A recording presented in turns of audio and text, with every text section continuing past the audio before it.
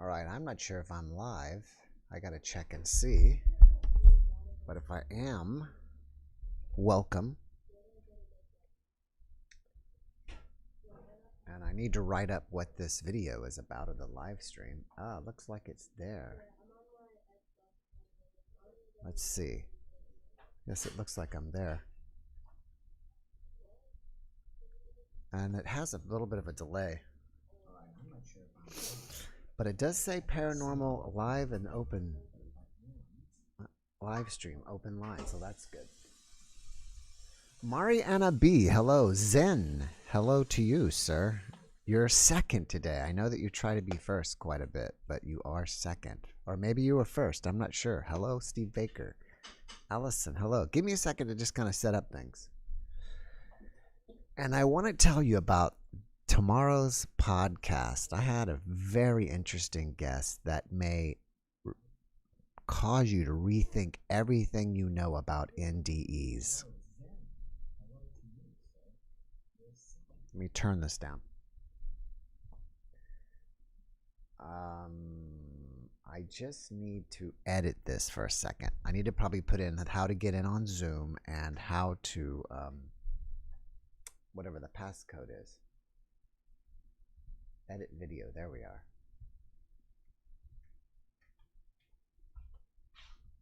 So bear with me here. I don't know if, I guess I shouldn't say that yet about, I'll wait till a lot of people here to tell you about the podcast that I'm planning on posting tomorrow.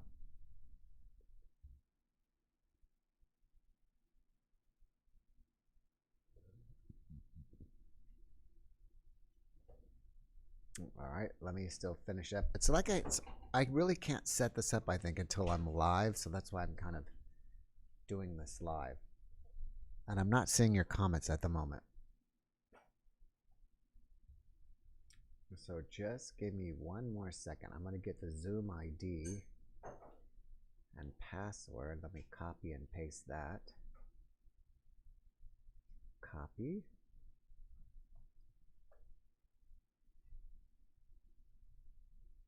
I must have set this up as possibly it automatically does it for me. That's interesting. All right, so let me go back here to watch it live, and then I can kind of see the chat and see what's going on. And we have one person here already, and we might have some previous guests stop in. I've told a couple people about it, so it might be even more fun to have a couple people that's been on the show pop in and say hi. Why is this not live? Why am I not seeing the live version? Let me go back to this. And I might try to set one thing else. I still get complaints, which is okay. It does not bother me that my mic is not loud enough. I may try turning it up a little louder. All right, here's the chat. Okay, cool. Zen is here. Robbie Moore, Susie, Tanya, Penny, Karen. Thank you guys all so much for joining. We're up to 50. See, I think this is a better time. So let me know this first while I'm getting set up. Do you think my microphone is loud enough, or should I adjust it some more? I guess it'll take a minute. It's loud. Sounds fine. Sounds good.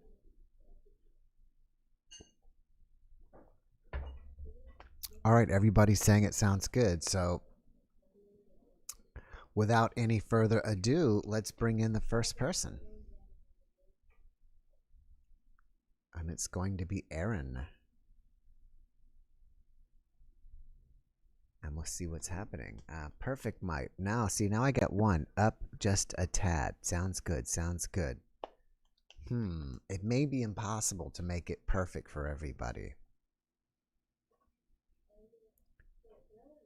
A little louder. So some people are still saying a little louder. Let me see. Let me see if I can boost it just a little bit. You're probably going to see this. Actually, I think that it's boosted all the way. That might be all I can get. All right, so let me go back to me. There we go. All right, so Erin is, I think, with me, but she's muted, and her video is that.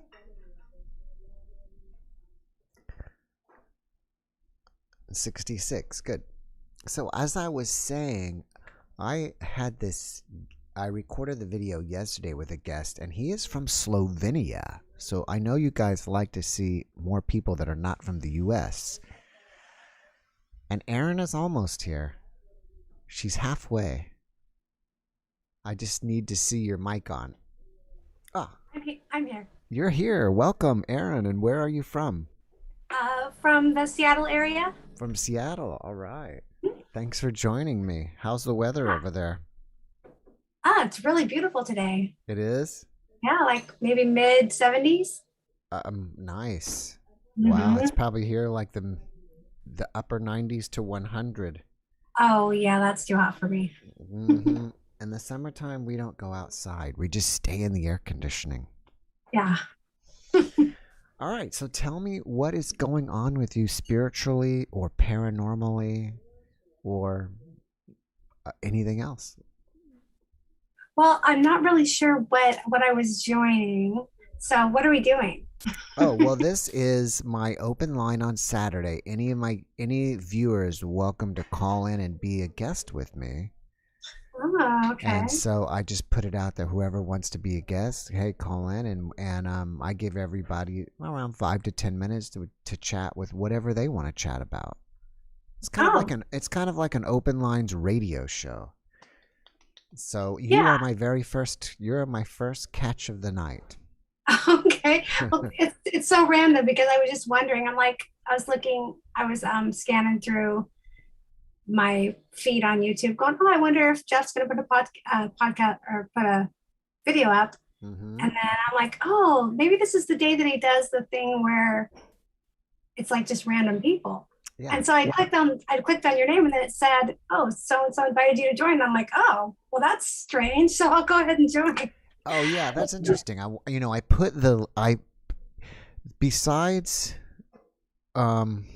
called the community tab, and I can post videos, and then I can post things like messages to people or pictures or whatever. And so I put the link in the community tab. So you must have saw that pop up and just clicked on the link, and here you are. I did. Well, that's very interesting. Actually, I do have a couple things I could share. Sure. Let's go. Well, basically the reasons why I'm even interested in like the topic of near-death experiences and stuff is mainly because my mom had one when she was really young. She was, I think, maybe a teenager, early teenager, and she had scarlet fever. This is way back in the day, but she had one as a result of like a really high fever. I don't know if she ever actually technically died, but she had a very short experience of going into the light and then being in like a forest and seeing a bright light that she knew was God, and then the light asking her if she wanted to stay or go back. And she had a bunch of little brothers and sisters that she needed to help take care of, so she went back. So I've always kind of had that story in my head. And then even like later when I went through like a period of time when I didn't believe in, we were raised Catholic, so a lot of religion. And then once I was a full grown person, I kind of thought, oh, maybe I don't really believe in any of that. But always her story kind of stuck in my head because, I know my mom, she's not a liar. So I knew whatever she was saying was a legitimate experience. But then in 2015, which is the year my mom passed, but this is earlier, she passed in September. But in around June, I had a really strange experience that still cannot be explained. Maybe somebody listening to this could help explain it, but I have not found anyone who can explain it yet. I'll share. All right, what happened? Okay, it's a weird story. So at the time I was teaching a nutrition class at a medical office, and I'd gotten there early, and the person that my contact at the facility was there with me, and I'm so grateful somebody else was there with me. Otherwise, I would totally just have never probably shared this story with anybody. But I have a witness. So at the time, I had like a little plastic bin that I would bring with me to each class, and in that bin, I kept things like on the hot water kettle and some tea and coffee and things like that to put out for the participants. And so I was setting all that up, and I was nowhere near an outlet. I was nowhere near it was like on a wall, like on a counter, quite a distance from me was the nearest outlet that anything could be plugged into. And the last class I had, this was on a Tuesday or a Thursday. The last class I had been the previous Friday. Either way, when I figured it out, it was like 5 days between the classes. But when I went to take out the hot water kettle, and I'm just holding it in my hand, it's empty. I'm holding it in my hand, and I'm talking to my contact there, and all of a sudden, it started feeling kind of warm in my hand, and I was like, "That's weird." So I like clicked the little lid to look inside, and I could see like water kind of there. It had like a little metal element in it. It was a plastic kettle with a little metal element you could see, and there was like water kind of dancing on it, like boiling water. And I was like, and I made her look too, and it was so weird. And I'm like, but in my brain, I'm like, okay, well, I must have packaged it in such a way that it stayed hot in that thing all this time. But so I thought, well, I get home and ask my husband if that's possible. And I got home, and he's like, no. He's like, there's no way it could stay that hot to have boiling water in there for over almost a week. So I don't know what that was about. Is it possible that you changed pressure? Because I know pressure affects temperature. You mean like going from like sea level low? There's like a basic thing when I took physics that as you increase pressure, you increase temperature, like a pressure cooker, right? They clamp the lid down real tight, and it changes. Is there anywhere that thing could have changed pressure? I don't know. I mean, it was packed into that little, like one of these bins. I don't think that would do it. It had been in there for like 5 days. In a little box, because I kept it packed in its little cardboard box. So I don't know. Anyway, I never could explain that. But that having that experience, not being able to explain it, I think opened up something in my belief system that maybe I started thinking there were some things you couldn't explain. And then when my mom passed, then I really started being more interested. And then I really was thinking about her near-death experience, and then I started being more open to it. And then I read Anita Morani's book, Dying to Be Me, or something like that. She talks about her near-death experience, and then all of a sudden I was like, oh, this stuff's legit. And Are you still Catholic? I would say no. I mean, I would say I'm not. I mean, I still go to like my family's Catholic things that they have at churches, and I still go ahead and accept communion and stuff because I have, I've been through communion and all that stuff. So it's not like illegal for me to do that, but or unethical. But for the most part, I just consider myself very, very spiritual now, and I'm really open to all kinds of miracles and stuff. And so that's why watching the stories that your guests share is just so awesome. If you don't mind sharing, why have you changed your beliefs, or why are you less Catholic? I think that the Catholic religion for sure sort of has sort of a structure about it that, you can believe within this context, but believing outside of that context is either not accepted or a sin, all that kind of stuff. So I think the concept of right and wrong that the church has, I don't agree with myself. Okay. I don't know if you've seen the video of mine, but I have a video, and I believe it's titled something like "The Vatican says that UFOs are in the Bible." Did you catch that one? I don't think so. Yeah, I had a guest on, Paul Anthony Wallace. Oh, let me make a note. He's a best-selling author, and he was an Anglican. I guess you would call it a priest for so many years, 20, 30 years. And I can't remember who the person within the Vatican said that, but after he had read that, he went and reread the Bible looking for that, and I guess found it, and we went through part of that. But it's fascinating. Yeah, it's fascinating to think that if the Vatican would be admitting something like that. Yeah, well, I mean, it's interesting that just recently the U.S. government, I guess, officially admitted this stuff. You know, one thing I think is interesting is like, I know a lot of your guests do, even the ones who mostly have what I would call kind of your traditional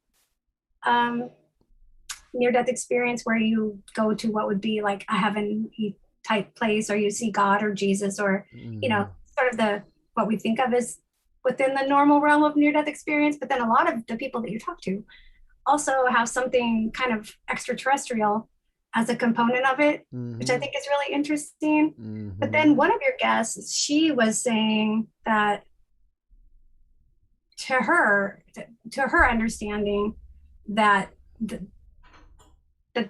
alien part of it is like evil, like that component of it. And I was like, well, in my mind, I don't know how to put those two things together. But right. Well, it's interesting that you brought that up, and so I guess it's a good time for me to talk about it. That is, I try not to have an opinion on any guest. I'm trying to just present the guest to everyone and let you guys make up your own minds. And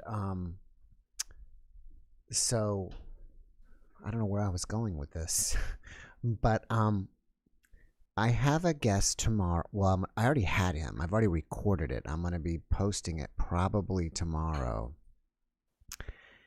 And he's from Slovenia, so it's obvious that his English is not his first language.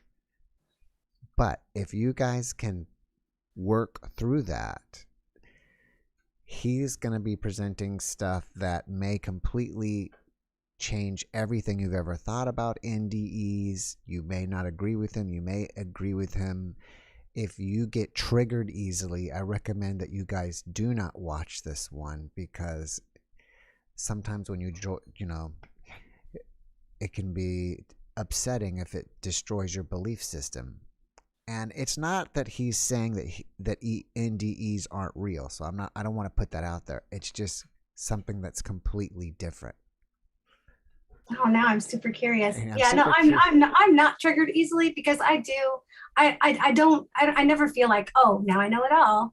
You know, I always feel like, yes, we can keep learning and see if it also makes sense. And if it means something to you, then you keep it. And if it doesn't, then you let it go, you know. So I'm super curious. Right. And I want to say this, we've got 128 people, and anybody can go ahead and jump in. It'll just put you in line. You won't immediately pop in the video. So if you're thinking about jumping in, I am waiting for you. And yeah, I'm waiting for you too, because I don't want to leave that by himself. Yeah, so while we're waiting for other people, I'm just going to keep you as my guest. Okay. So it was a really fascinating podcast for me. On my end, it went by super fast, and I don't think he is the originator of information like this, or there are other accounts that are similar to his. His is, I'm sure, different than everybody else's, but his accounts I've heard of similar accounts to what this guy's talking about. And, well, can you share a tiny bit with us?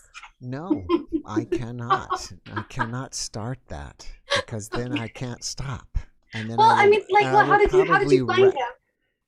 I found him leaving comments in the near-death experience, one of the, what do you call those, pages on Facebook, writing stuff that I was like, whoa, where's this guy? He's bringing up stuff that I haven't seen before, and I didn't even understand what he was talking about. So I just, messaged him and said, hey, would you be my guest? And he was willing. So on that note, we've got another person. I've talked someone else. Yay! All right. So thank you so much, Erin, for watching and joining me today, and enjoy the rest of your weekend. All right, you too. Thank you. All right, bye-bye. Oh, I don't know if I need to remove her or not, but I will remove her. Don't report. This is kind of crazy having to keep doing this report thing. All right, we're up to 140 people. Thank you guys so much for being with me. And I keep having to moving this back and forth. So let's get in. I wonder if it's Tanya or Tanya or Thanya. All right, you too. I may be butchering your name one way or another. I hear you, but I don't see you yet. So we'll get you in soon. And Allison, thank you so much for the tip. I really appreciate that. All right, I got you now. I see you. Do you see me? Hi. Yes, I do. Okay, I know. How do I pronounce your name? I figured I'm doing it incorrectly. Tanya. The H is silent. Okay, Tanya.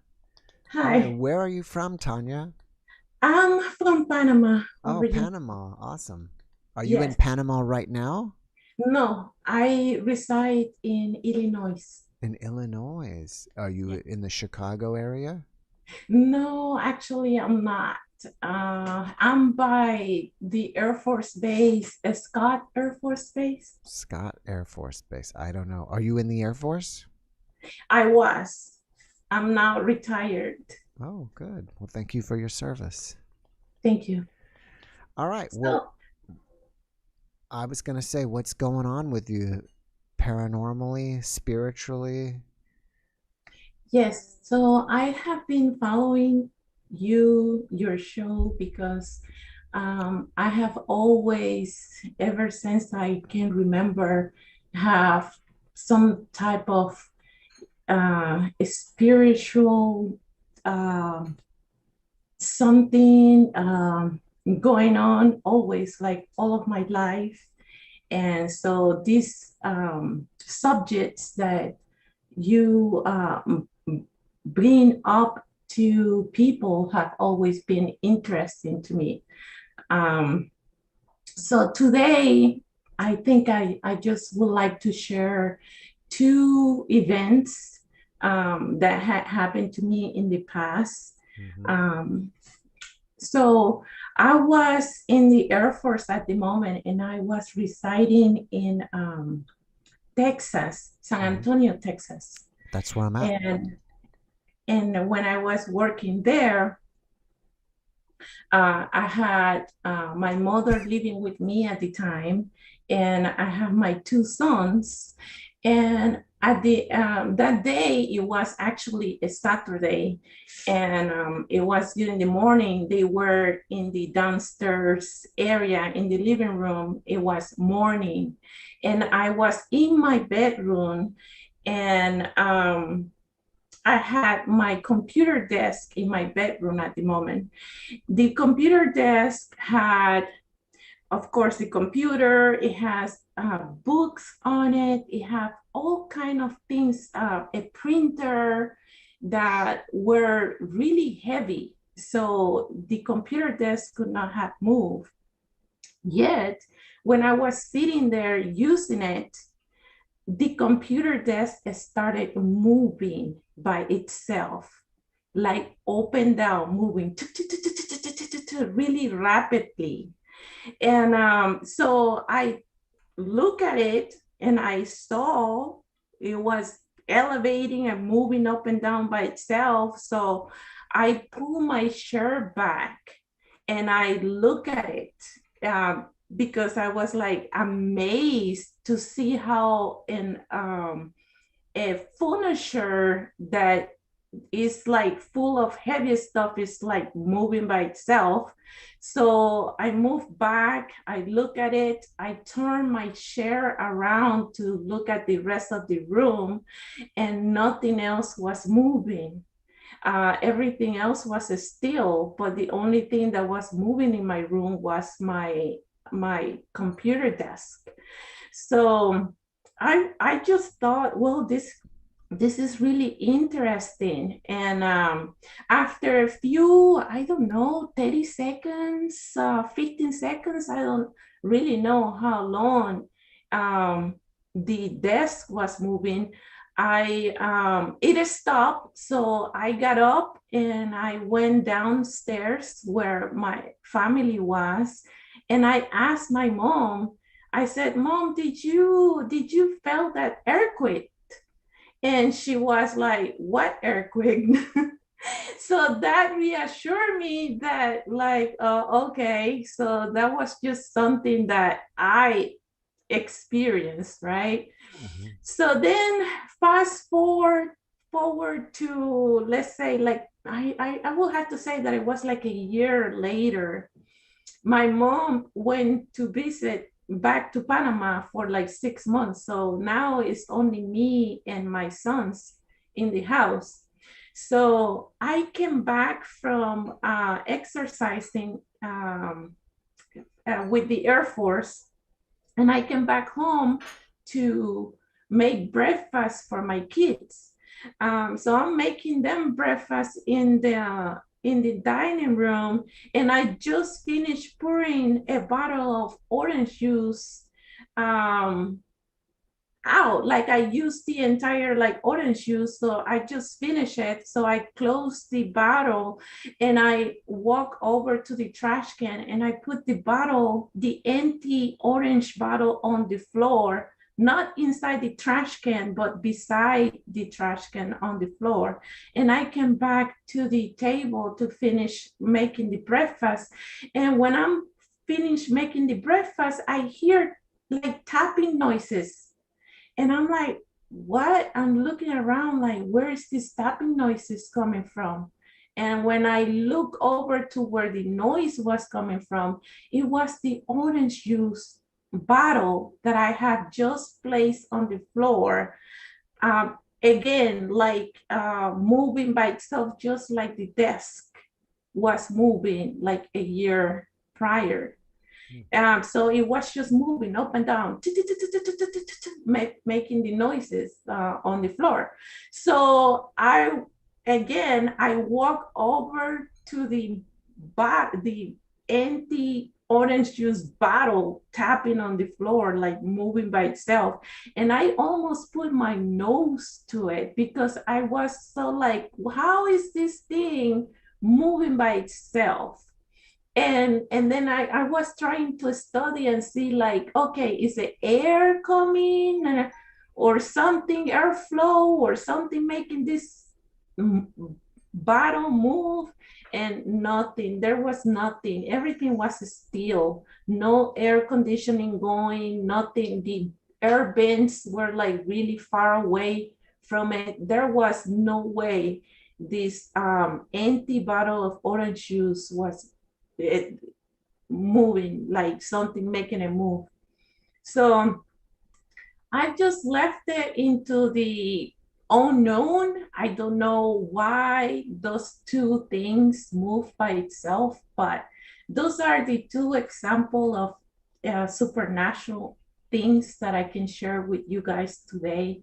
But I certainly have many things that I can share. I hear voices, tapping noises around the house from things that shouldn't be making any kind of noises. Let me ask you a few questions before we got to run here. Those both happened in San Antonio, correct? Yes. Not in your new house. No. Do you think that is it possible there was a ghost in that house? I believe there was something there, but every single place that I have lived, including like when I was in Panama, I have stories from every single place that I have lived. And that house in San Antonio, I bought it new, like nobody had lived in that house before, because previously I was living in California and I was living on base. And in that house on base in California, we had many experiences there that I thought that it was because of previous people that were probably left there and probably something happened, and that's why like their spirit or something was lingering there or something. So when I moved to San Antonio, I was like, no, I want a brand new house that nobody had lived here. And then come to find out myself, like I find out like it doesn't matter, because it's not really, sometimes it's not really the house. It could be the space, the time and space itself, and not really like the structure of the house. Right. I have some ideas, but I've run out of time today. Maybe you can come back next Saturday and we can talk about it, because I have some ideas, but I have people waiting and I've got to keep moving to give everybody a chance. Yes, thank you. But thank you so much, Tanya, for joining us today and for watching. Thank you. Bye-bye. Bye-bye.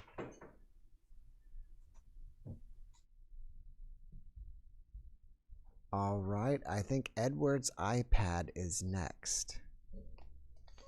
And we're up to 175. Good. So this is, I think this might be a better time. Do you guys like this time? Starting an hour later, or should we even start 1 hour later after this? Ask to start video.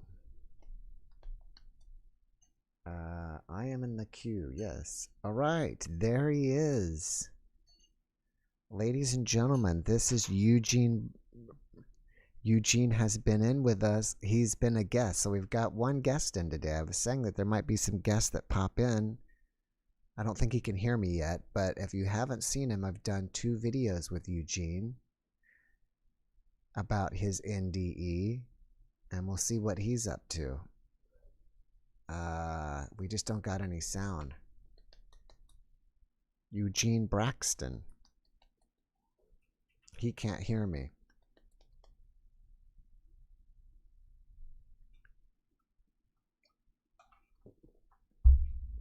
All right, you like starting at this time. I think this is a good compromise to keep it. Oh, he was there. Now he's back. But we can't hear you. We don't. Your mic's not on, Eugene. It doesn't show that you have a mic set up or not. It's not on. Maybe we'll get him. We'll see. Sometimes there's a delay in starting the audio. I'm not really sure what it is. Lizette Torres, hi. Anytime is good for me. Well, thank you, Veronica. That's good to know. Love Eugene. So we've already got some people that excuse me, already got some people that know you. Time is perfect. All right. And he keeps popping in and out.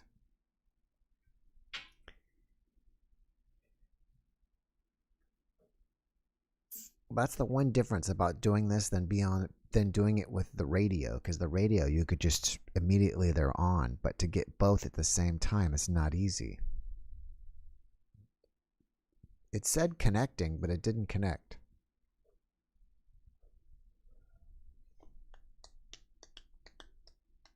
Did this just start? Susan, it started 30 minutes ago. Actually, that's pretty amazing to think that 30 minutes has already passed. For me, it's only seems like it's been going for about 10 minutes, so it goes by really quickly on my end. I think Eugene can hear me. He looks like he can. I just can't hear him. There's a chat over here I can open up too. Let's see. Oh, that was from Erin. Okay.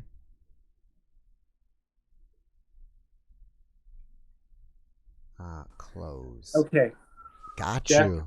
Okay. Now we got you. We got you. Welcome back, Eugene. So nice to see you. How have you been doing, my friend? I've been good, Jeff. Besides the hurricanes and the weather. Oh, that's right. I've been reading about the hurricane up there. Yeah, how you been?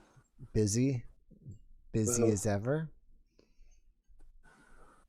Okay, good. Yeah, I was listening, and then I went to sign into the Zoom. Mm-hmm. I guess the only thing I forgot to do was to click on the audio Wi-Fi for me. Mm-hmm. But okay, so we learn. Yeah. All right. For those of you who haven't seen him before, this is Eugene. We did a 2-part episode of him because he had a really long or a really intricate NDE story, and he popped in to say hello today. And is there anything that you can think of during your NDE story that we left out? Now that you've had time to reflect on this, that you can give us today. There's a lot of things. But we've got a lot covered in that 1 hour, or the 2 hours. Yes. There's a lot of things. Here's one thing that is kind of connected to both. I was thinking today, like when people have out of bodies or sleep paralysis, right? They see. During the paralysis, they see like hypnagogic images around the bed and around the bedroom. Mm-hmm. Some are illusional, but a lot of people I've talked to feel that some of the images around them are also real. Sometimes they're more in the background, and then sometimes they're right up front. Like you've heard of people talking about feeling like someone's sitting on them or sucking their breath out of them during the paralyzation. Mm-hmm. And you're paralyzed, and there is a movement and activity there beyond like the illusional fears, that you have during a paralyzation. Mm-hmm. Like I had a sleep paralysis, and I thought that a rat was attacking me. So much that when I broke the paralysis, I was looking around for the rat. So it becomes super real, but some of those, some of what we see during paralysis out of like the dimness of our vision, because we're barely awake, but we can see and feel. And there's a dark presence along with the little minions that you feel that are imaginary. There's a darker presence. And I've talked to people who said they've even seen like things standing in the corner of the room during that paralysis.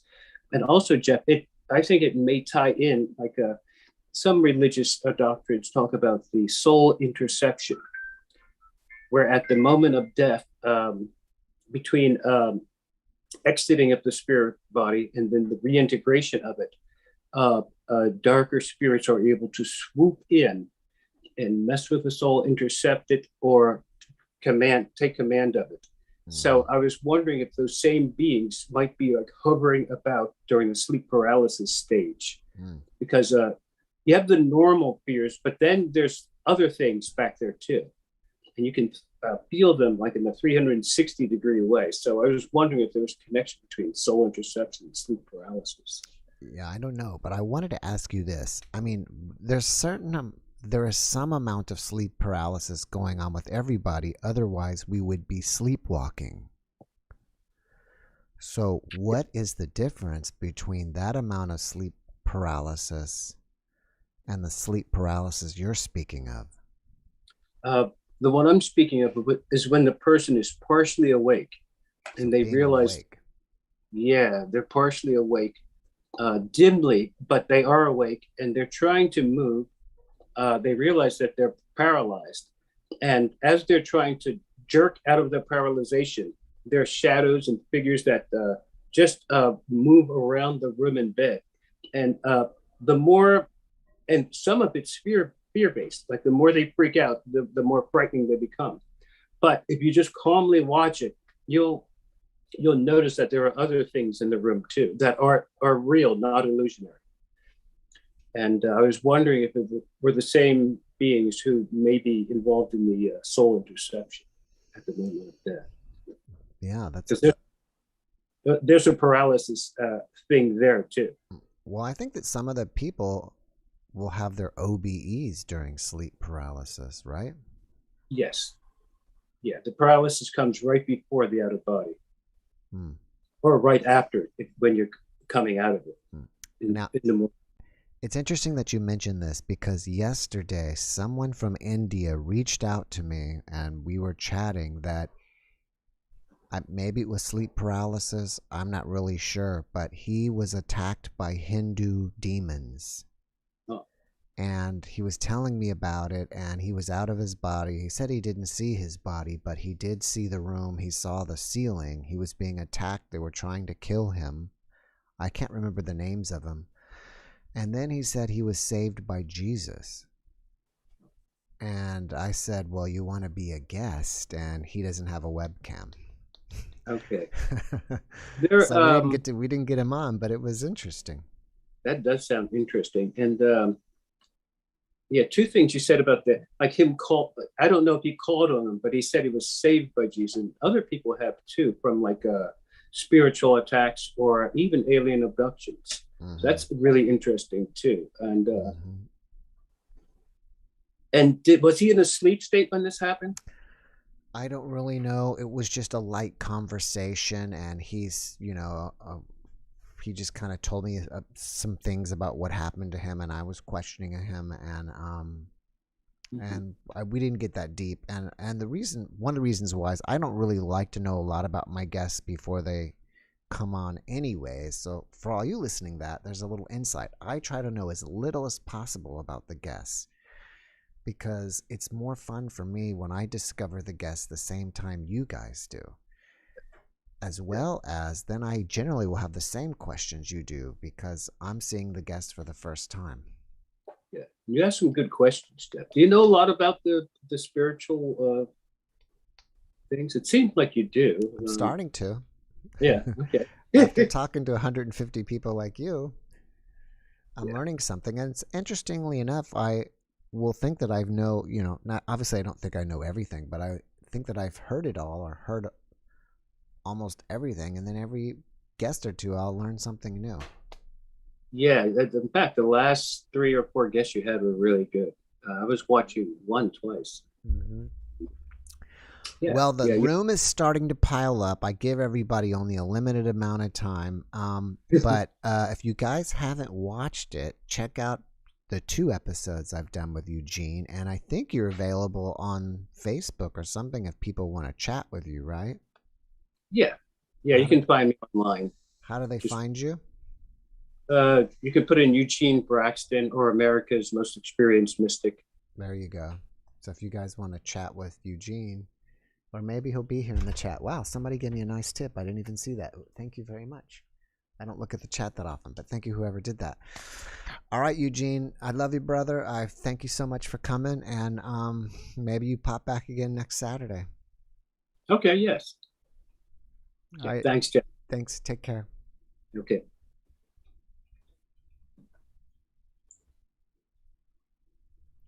All right, Zen is next. And Zen is a guest today. Well, not, I guess you could say my guest right now, but I've seen, with a unique name like Zen, I see him commenting all the time. So if you're hearing me, Zen, thank you so much for watching my videos. There you are. Hey, Jeff, I feel like I know you well. We are brothers now, because you're always there for me. Thank you. Thank you, brother. Are you in Australia? No, New Zealand. New Zealand, okay, close. Yes.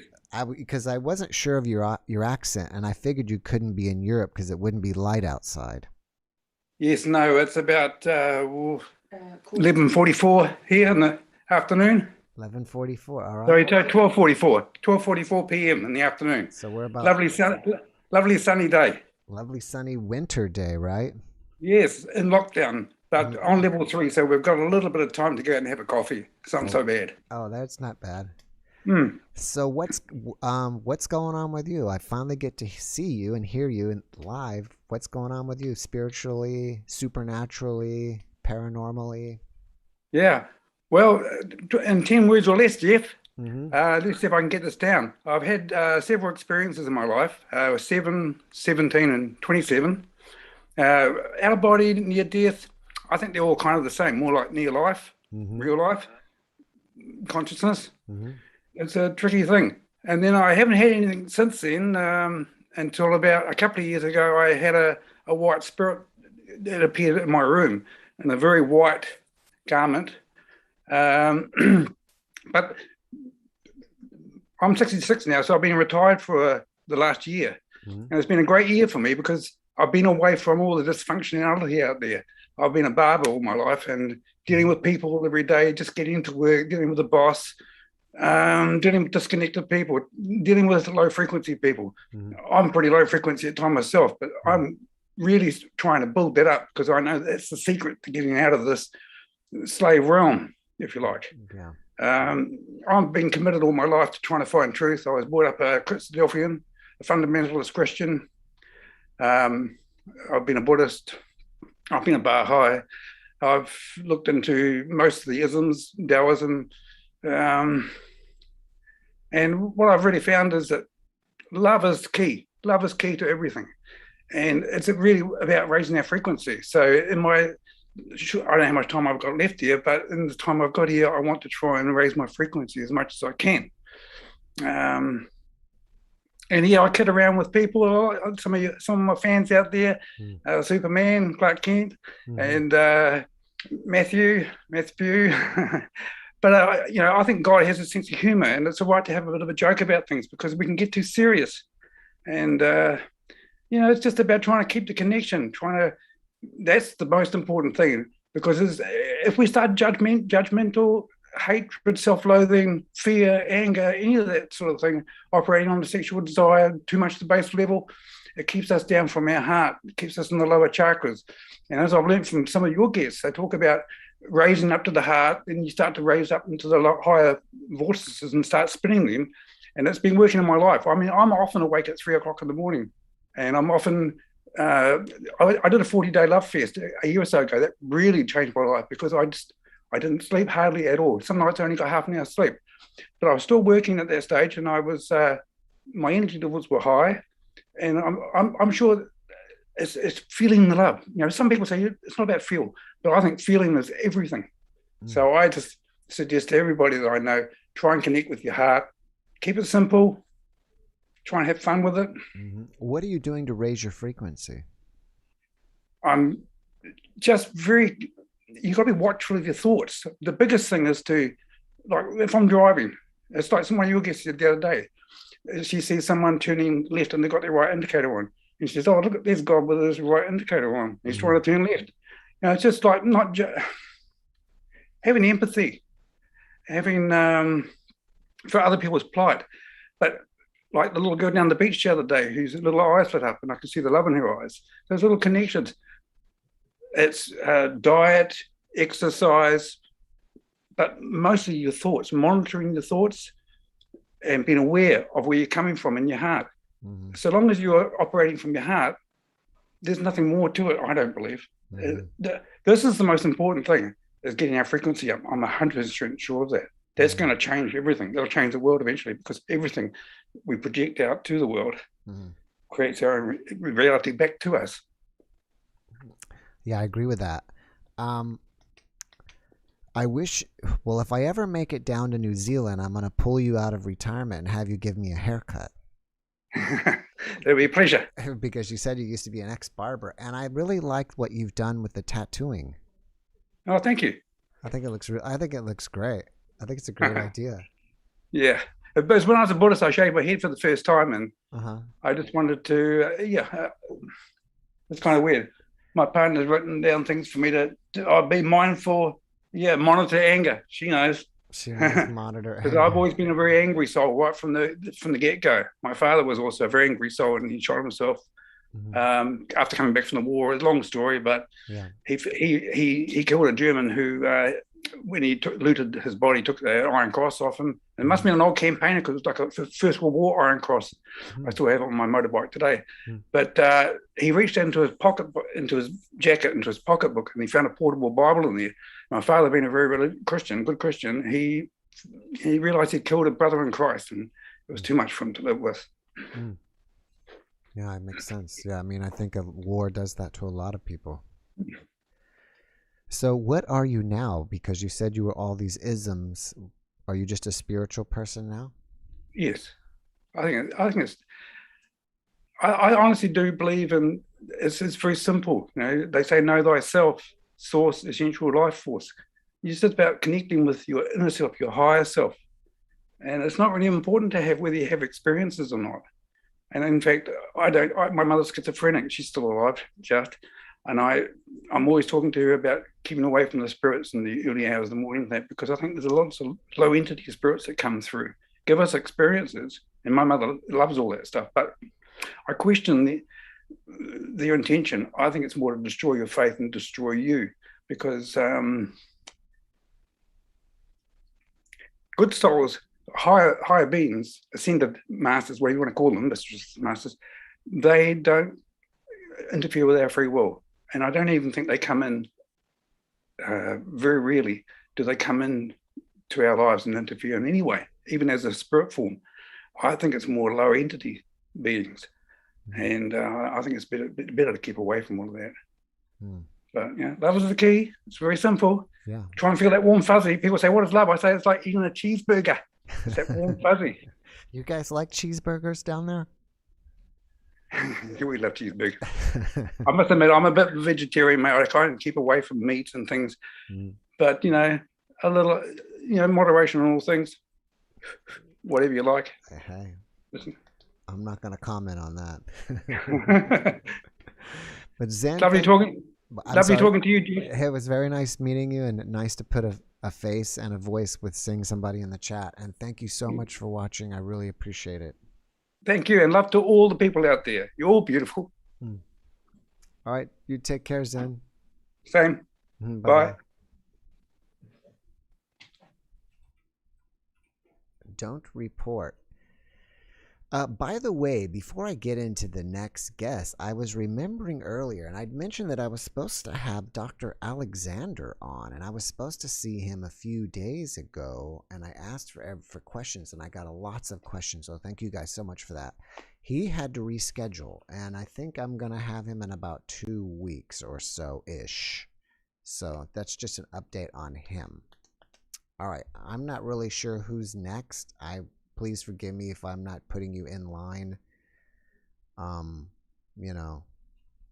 just going to go the first person up there. If I didn't keep you guys in line, or whoever was next, I apologized. For questions, and I got lots of questions, so thank you guys so much for that. You have to turn down your computer because we're echoing. About 2 weeks or so-ish. I'm hearing myself. And we're up to 225. Awesome. Thank you guys so much for watching. Vegan Angel, thank you so much for that. Ali, how are you? Hey, Jeff. How's it going? Good. How are you? Where are you from? I'm in Canada. Canada. What part? On the very west coast by Vancouver. BC. Is that what they call that? Yep. BC. All right. It looks nice outside. Oh, it's raining like crazy. Oh, I guess. Yeah, I gotta change my camera quality. Oh, I can't tell. Yeah. So what's going on with you spiritually, paranormally? Yeah, I had one thing that's a kind of unique, but there was others I wanted to say kind of like one sentence. Just because there's just so much, so I'll keep it so short. On the topic of sleep paralysis.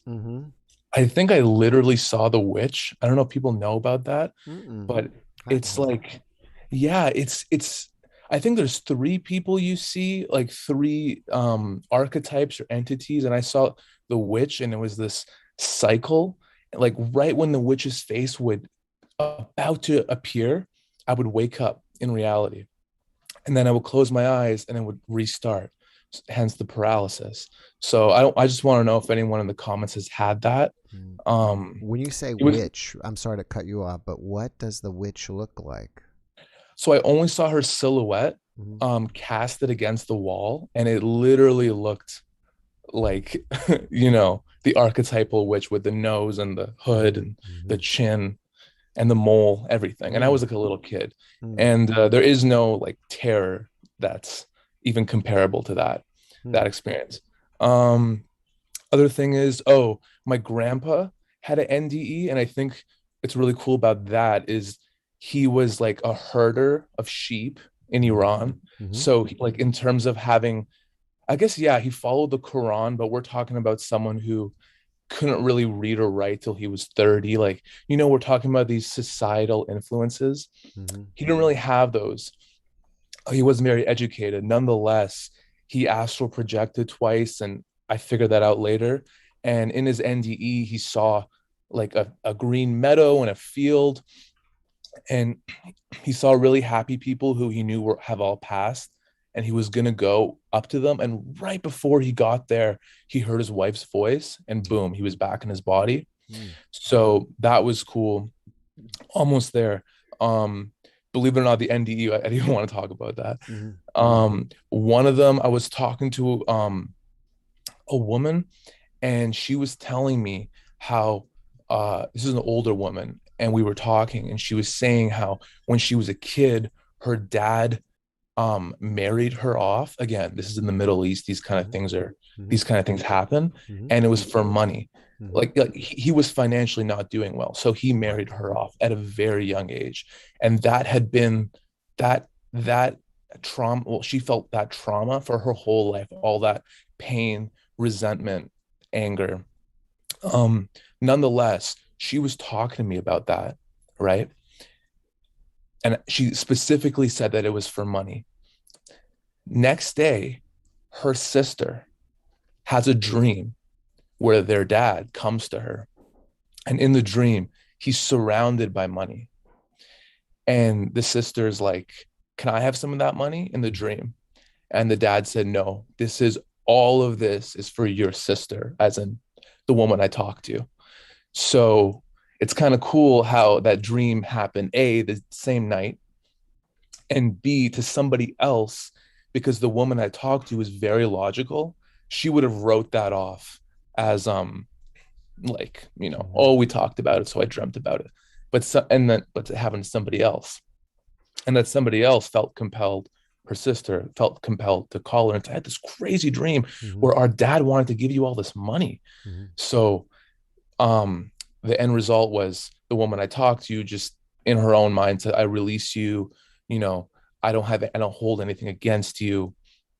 It was a growing experience for her, and she cried, and she never cries. So it was really cool. So yeah, go ahead. I was gonna. Well, one thing is, it would have been really cool to hear more about your grandfather's story. And it sounds like he was Muslim, but there are people you probably know in Iran that I think still practice Zoroastrian. He could have been that. I'm not sure. It doesn't sound like he saw any religious symbols or anything. Yeah, no, he left Islam at the time of the Iranian Revolution, where Islam pretty much came and took over the country, and it really distorted image. So at the time of his NDE, he was not religious. He was actually reading spiritual books like The Four Agreements by Don Miguel Ruiz. I think that's the book he was reading. Anyway, and then my brother, when he was like just starting to form sentences, he started saying how he was talking about his old mom and old dad immediately. That was the first thing he started talking about. So that's all I had to say. And then here's the one I wanted to talk about, because I think it's kind of unique. And it's really short. But so essentially I was like 2 or 3 years old, and definitely like I was not older than that. And I was watching this show, this little kids cartoon, where these kids, this boy and this girl got in this car and flew around the universe in the car, leaving a rainbow trail. It was very cartoonish. Anyway, the moment I saw that, I felt this deep recognition and yearning, because I felt like that was me. I've done something like that. So it's like I'm like that. Like I just literally felt like all of this world was a dream. And that it is the most potent feeling of I've been there. That was me. Now I'm here. I don't understand why I'm in this body, but I was that. I was flying around in the universe. I don't know how to describe it. Anyway, that feeling was so intense. It never left me. I remember when I got older, I learned how to use the computer. I was trying to find that show. This is like 10 years later. And then again and again, like that feeling. And I remember being 2, like that is so young. And there's no way to describe it. Like these things, it's just a very intense feeling of knowing that I came from somewhere where I wasn't in a body and I could fly around. So that said, also shout out to Zen. I felt a real connection to Zen when he started talking. I feel like, as 2 men, I can see he's like really trying in life. So he seems like a really great guy. And that's about it. Well, it's amazing that feeling from 2-year-olds when you were 2 still sticks with you today. Yep. Yeah. It makes me think that there's some truth to what you're saying. Yes, feelings are so powerful. Somehow that experience, most likely it's true. I think so too. Thanks for your podcast, Hey, Jeff. Thank you, Ali. Thank you so much for joining me today, and enjoy the rest of your day over there. You as well. Bye-bye. Bye-bye. All righty, we've got Jeff Ulrich. Now, Jeff, I've had as a guest before too, so that's cool. We've got 2 previous guests today, and I hear him, but we don't see him yet. I haven't seen Jeff in a while. I haven't seen what he's been up to, so it'll be interesting to catch up with him. And there he is. Hello, Jeff. Looks like you got a new background from the last time I saw you. Yeah, well, it's been a real heat wave where I live, so I thought I would just create my own storm. Oh, there you go. Where are you? Yeah. I forgot. Where are you from again? Illinois? Indiana. Indiana. I was about to say that next. See, it's coming back to me. Please don't be offended. I just can't I can't remember everybody since I see so many guests. I'm surprised you remember what you can remember. It's pretty amazing. So you do very well. Thanks. Well, thank you. It's been a while. So what you been up to lately? Oh, just working hard. It's not my full-time job. It keeps me very consumed, but I've been keeping track and watching your stuff. And I appreciated that the interview we had a couple of months ago. I don't know if you've noticed or not, but I still get comments, and I've responded to a lot of people who have reached out and emailed me directly and allowed me to be able to help them in whatever ways they reach out and need help with, widows and some parents who lost some children over the period of COVID and so on. So it's been a very interesting outcome. I mean, even as of this week, I've continued to get messages from folks just asking questions and needing help. So through your podcast, a lot of lives have been helped. That's amazing. I thought you should know that. I appreciate you sharing that. Yeah. Well, and I'm a Christian. I get believe it or not, I get attacked for coming on here badly, and but that's okay. And I knew that would happen coming in. At the same time, I've had a lot of people in the church who have also recognized it's been an opportunity to help others just by sharing.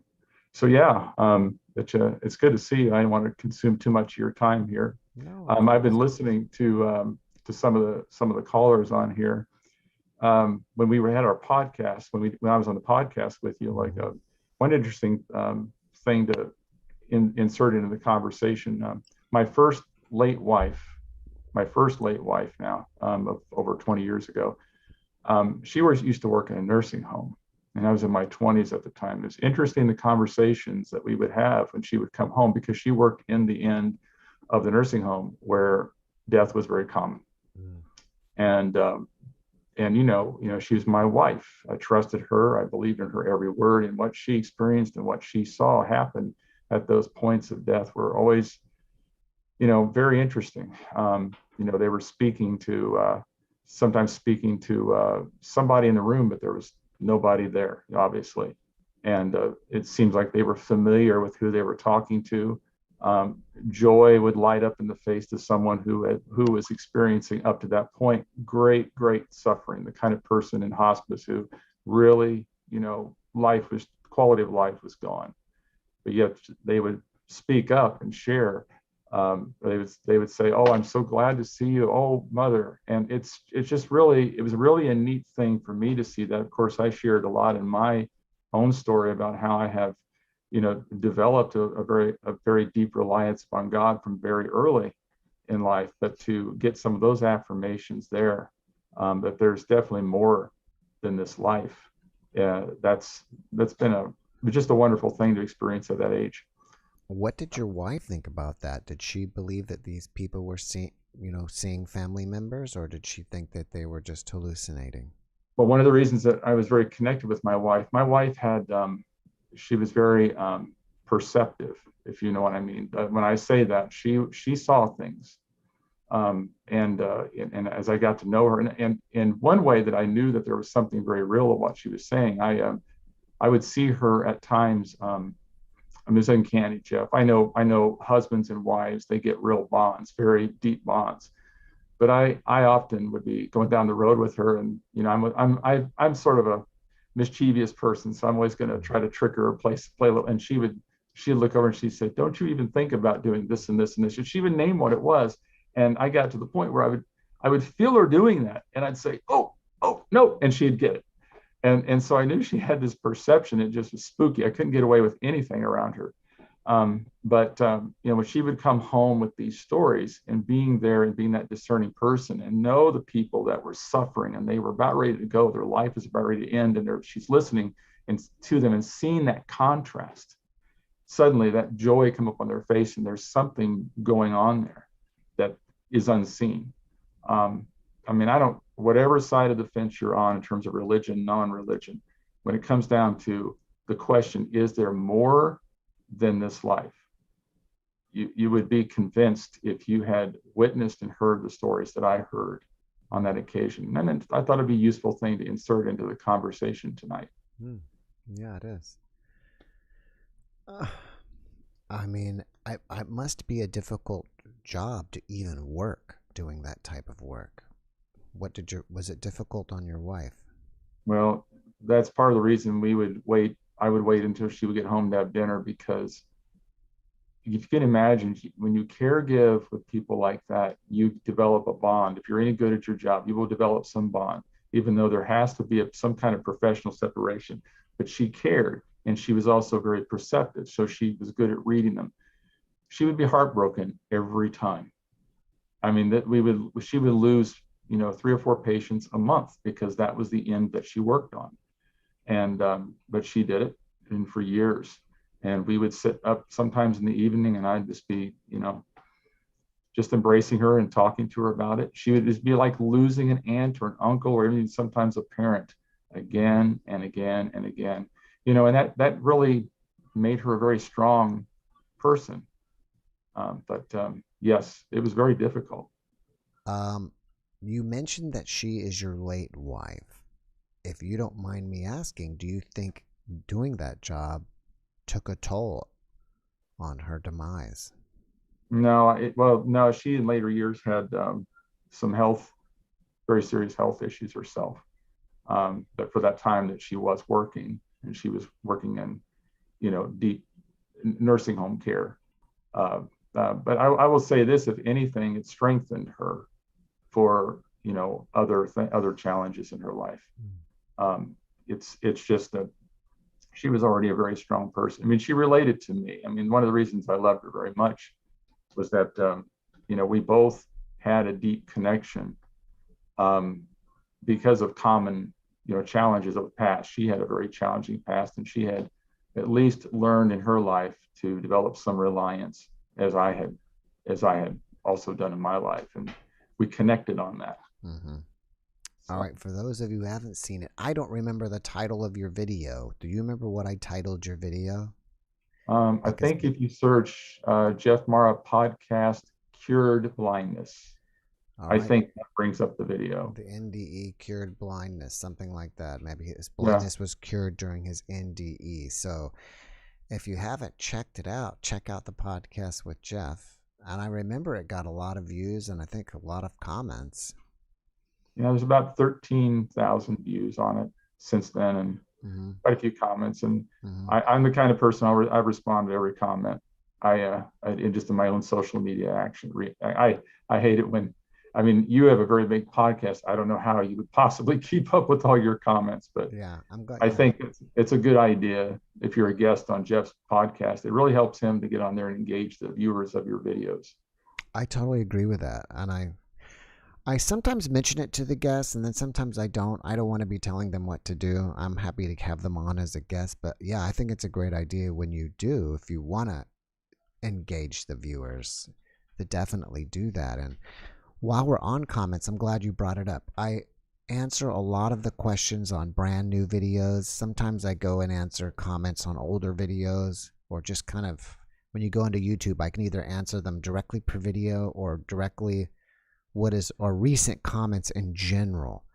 But I'm sure that there are lots of comments that I don't answer to, and I just don't have the time and or energy to do it. So there's nothing personal if I don't get to your comment. And that's why I'd emphasize that just to some of the past guests, I have read some of the comments. Some of your other guests have connected in a very meaningful way to some of the viewers, and I have seen viewers reach out. Just as they have reached out to me. And so if any of your guests go back and look, you might have an opportunity there to make a difference. Yeah. And it's fascinating to hear from you that you are still getting people writing to you personally. How long ago were you on the guest? Was it like 3-4 months ago that you were a guest? Do you remember? About 3 months ago now. So people are still watching it and still reaching out to you. Absolutely. Yeah. It's tapered some, but I probably get about 2 or 3 direct emails a week. Sometimes they'll put a comment in and not realize that, I'll just tell them, go to the website and we can email back and forth, because some of the stuff they share is not really for the comments. It's very personal. So, yeah, it's amazing. It's amazing on my end how far these podcasts reach. I never would have expected it. People write to me personally. And I see in the comments that they affect so many people positively. And even like I had one of my first paranormal type guests have written to me twice, and he was just a hypnotist that hypnotizes people about their past lives. And I think he's written to me twice over a year, saying he's gotten like all these people still, coming to him from that podcast that's now about a year old. Yeah, well, you have continuity in your content, so you do have people who regularly watch about every video. Right. And all my time challenges, I can't watch every one, but yeah, I've been watching. I'm glad you're keeping it up. One thing I do appreciate about your forum, I've been watching your comments, the comments like in this live stream. You have people from all different walks coming in here, and I'll say this to the viewers. I really appreciate it. I didn't get any hostility from anybody, and I can tell that not everybody is with me in my camp about Christianity, but I did not get attacked once, and that says a lot. That's probably a reflection of the kind of audience that you draw. And I am not the one that's going to attack anybody for not being Christian. I'm the last one to do that. I don't care what you believe. It's just however you come. But it was very civil, and I appreciated that very much. That's great.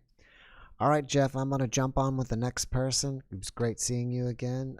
I wish you the best. And if you guys haven't checked it out, check out the one we did with him. Nice to see you, Jeff, and thanks all. All right, take care.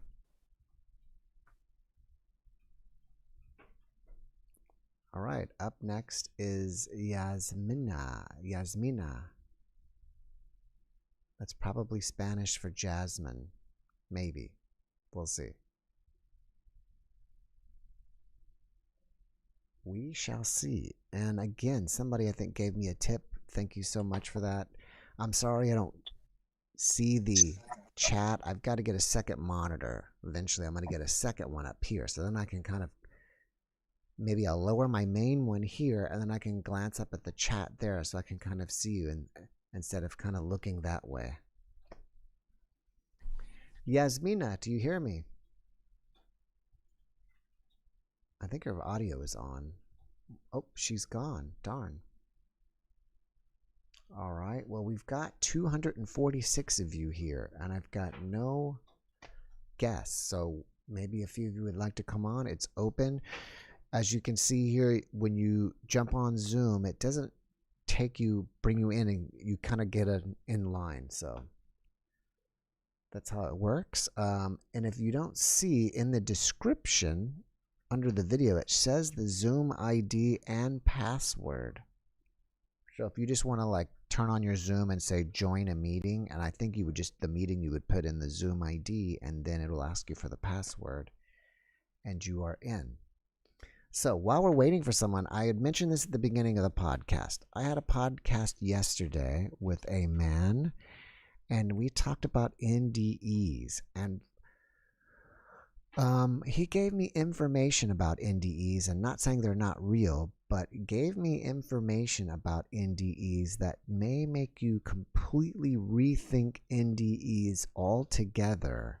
It may really shake your foundation in your belief of NDEs, and as I mentioned earlier, if you get triggered easily or you don't want your foundation of information shaken, then don't watch it, because it may definitely, it might have you rethink everything.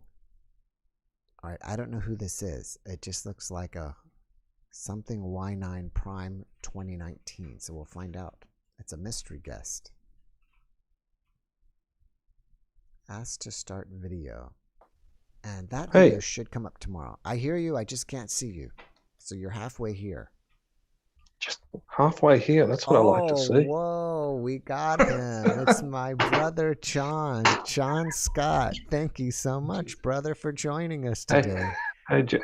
Well, I tried to, thanks, Jeff. I tried about 3 or 4 times, and it said, Jeff's waiting for me to link in. So I don't know what was going on there. Maybe it's just a technical issue, I'm sure, Yeah, well, I mean, I'm still stunned. I mean, this technology, I'm old enough to know we never had this as kids, right? And here we are talking around a planet, the whole Earth, we're talking instantaneously, which used to be like Dick Tracy comic book stuff. And here we are, it's actually happening. So go sci-fi, go sci-fi. I love it. I guess we could all do it on our iWatches if you totally want to go Dick Tracy. Well, give it 2 years. I'm sure something will happen.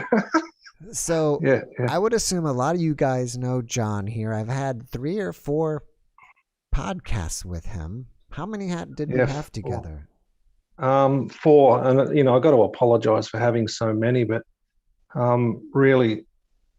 Well, I'm not apologizing for having so many, but I am, because my experience, as you know, was so vast, and often I'm all over the shop mentally, and I still am, because it was so big. It's very hard to put a instantaneous holographic experience and then bring it down into this density, for want of a better word, or vibration, which is very, new agey, but it's true. You get to see everything all at once, and I don't think the human mind is meant to comprehend it. It can send you mad. I'm glad you said that. Really send you I'm going to ask you right here, because I've been asking this lately of guests. You just said the human mind can't comprehend it. Can the human emotions in this density comprehend the amount of love that you feel on the other side? Oh, no. I mean, that's the bit that I got depressed about 5 years after my experience. Initially, the euphoria was absolutely through the roof. Running around like a babbling idiot and not completing sentences, and everyone's, this guy's lost the plot.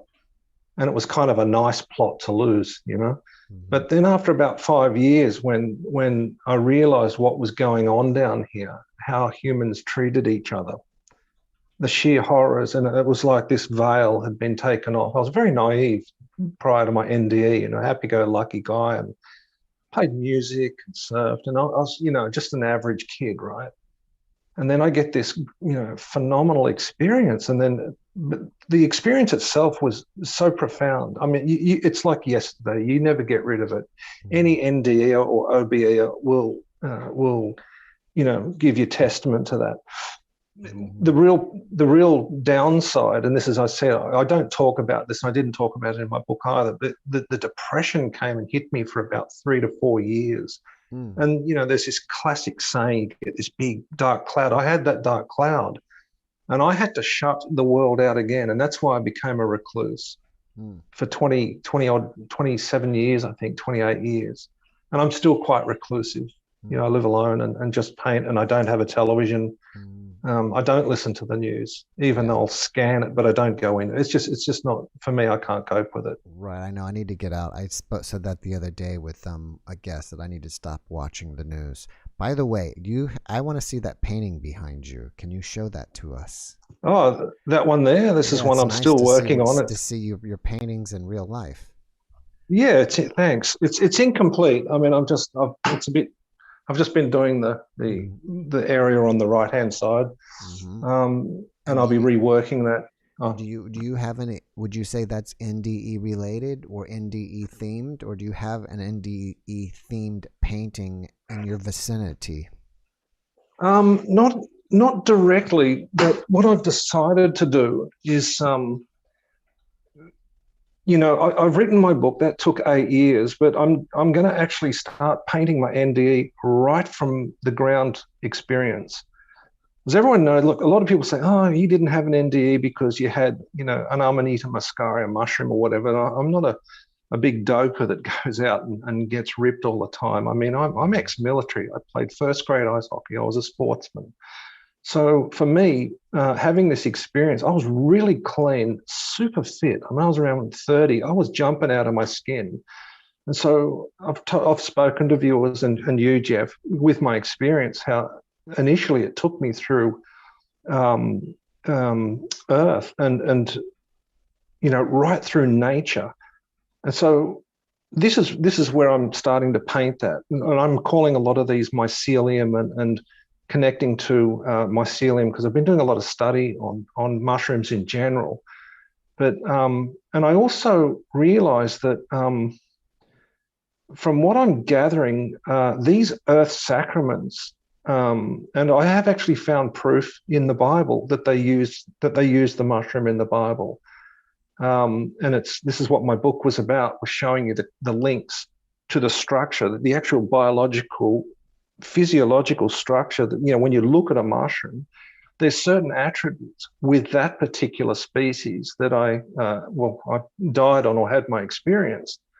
And so these attributes have gone through time in forms of symbolism and clothes and vestments that the Catholic Church wears, Orthodox, all of these people are wearing these dresses, and people don't understand, why are these guys wearing dresses? So they're replicating parts of the mushroom itself. And what I got with my experience was that the mushroom contained 2 energy forms. Well, God, that's an understatement.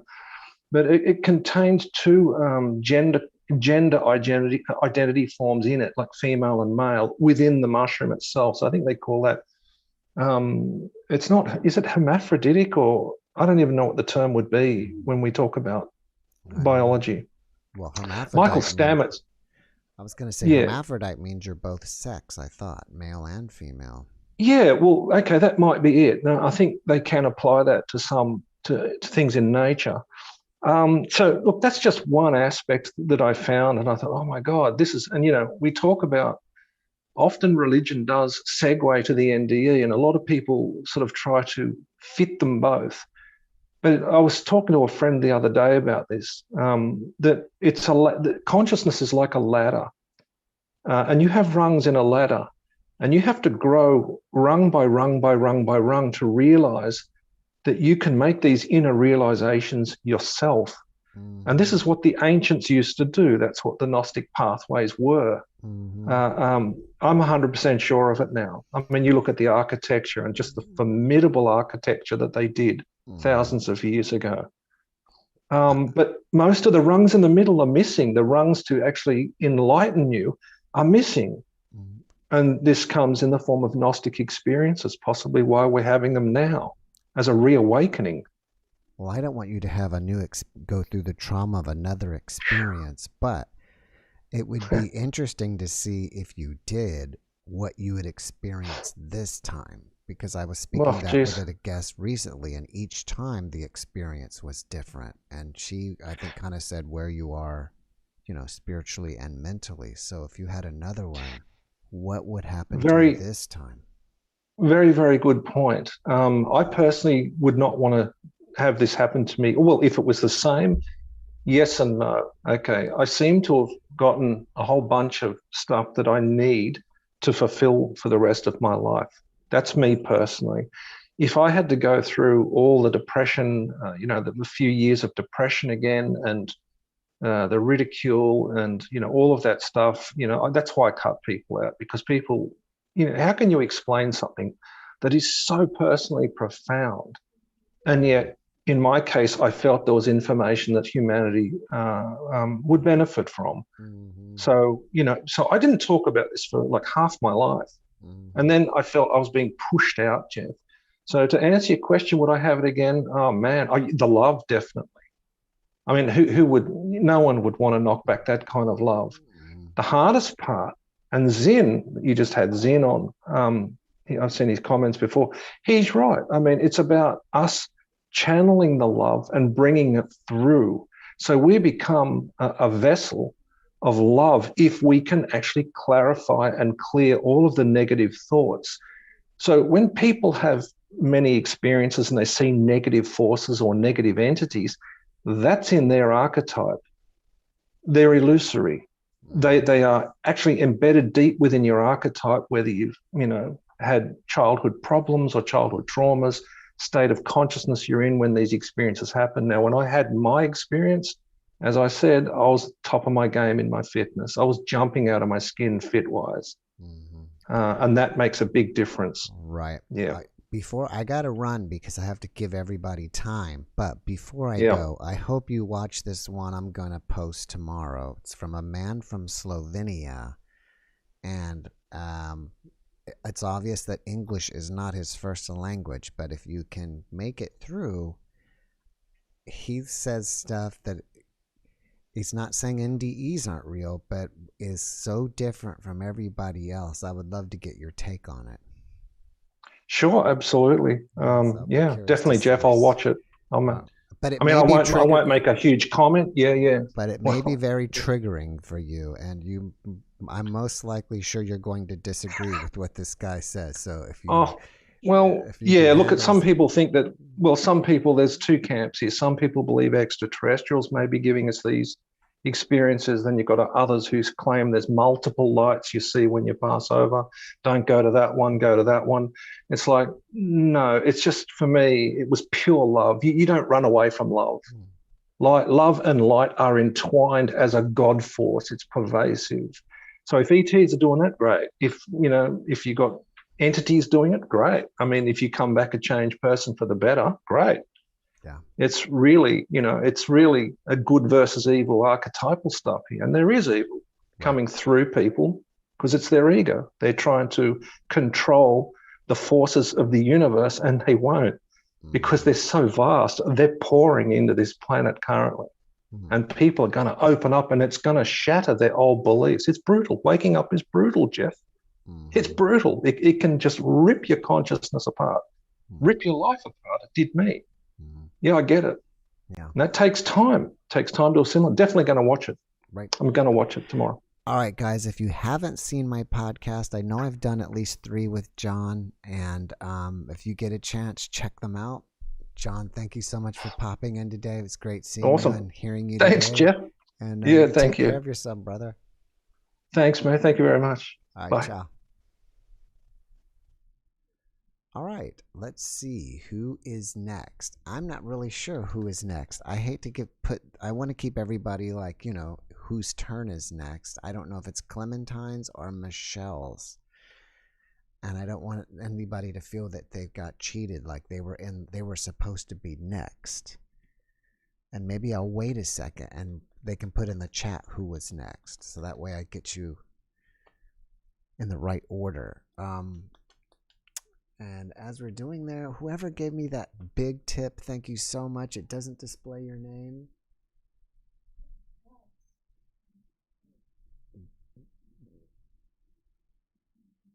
Um, but that is awesome. Thank you so much.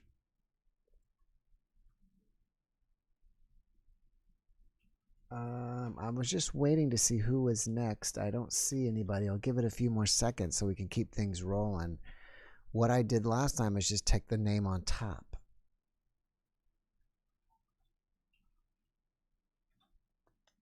And I don't see anybody. I know there's about a 30-second delay.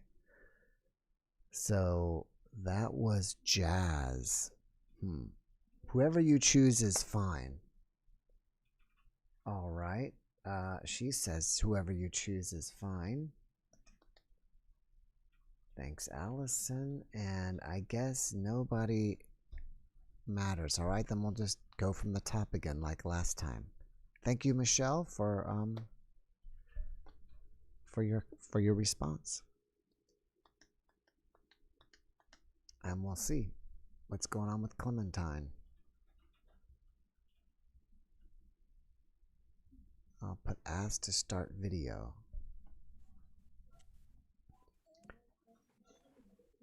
Oh. I don't know. Hello. Hi. All right. I'm in Where are you? Smoky Bend. Wow, where is that at? Is that Smoky Mountain somewhere? No, it's in Bend, Oregon. Oh, wow.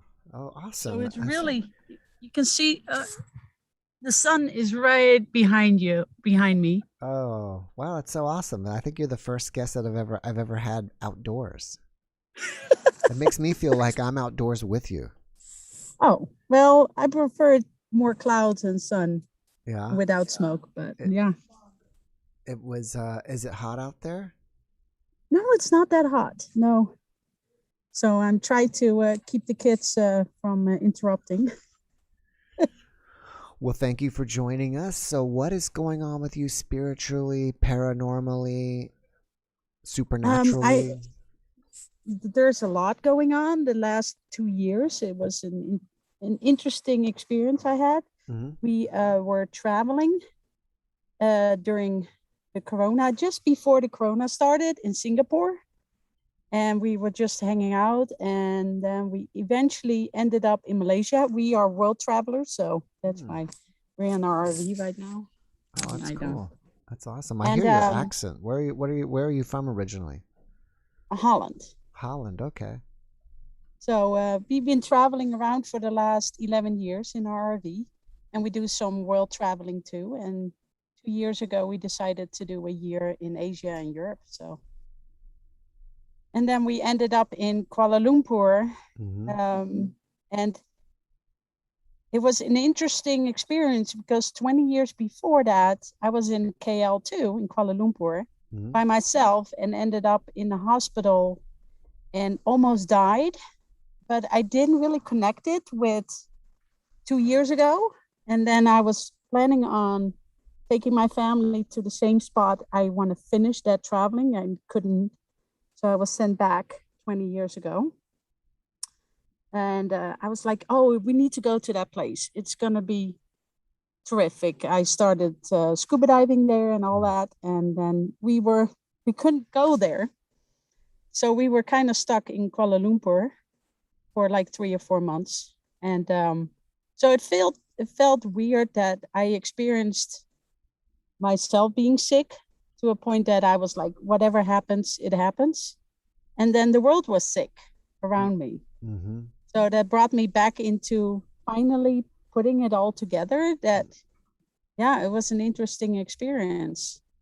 That was like, oh, I'm not really scared to die, because it seems like I was there at the border, but I never had an NDE. So I'm kind of grieving that I never had that experience that other people are talking about. So that's interesting that you use the word that you're grieving about it. Yeah, I felt like I am homesick to something, but I can't really remember anything from that period in the hospital.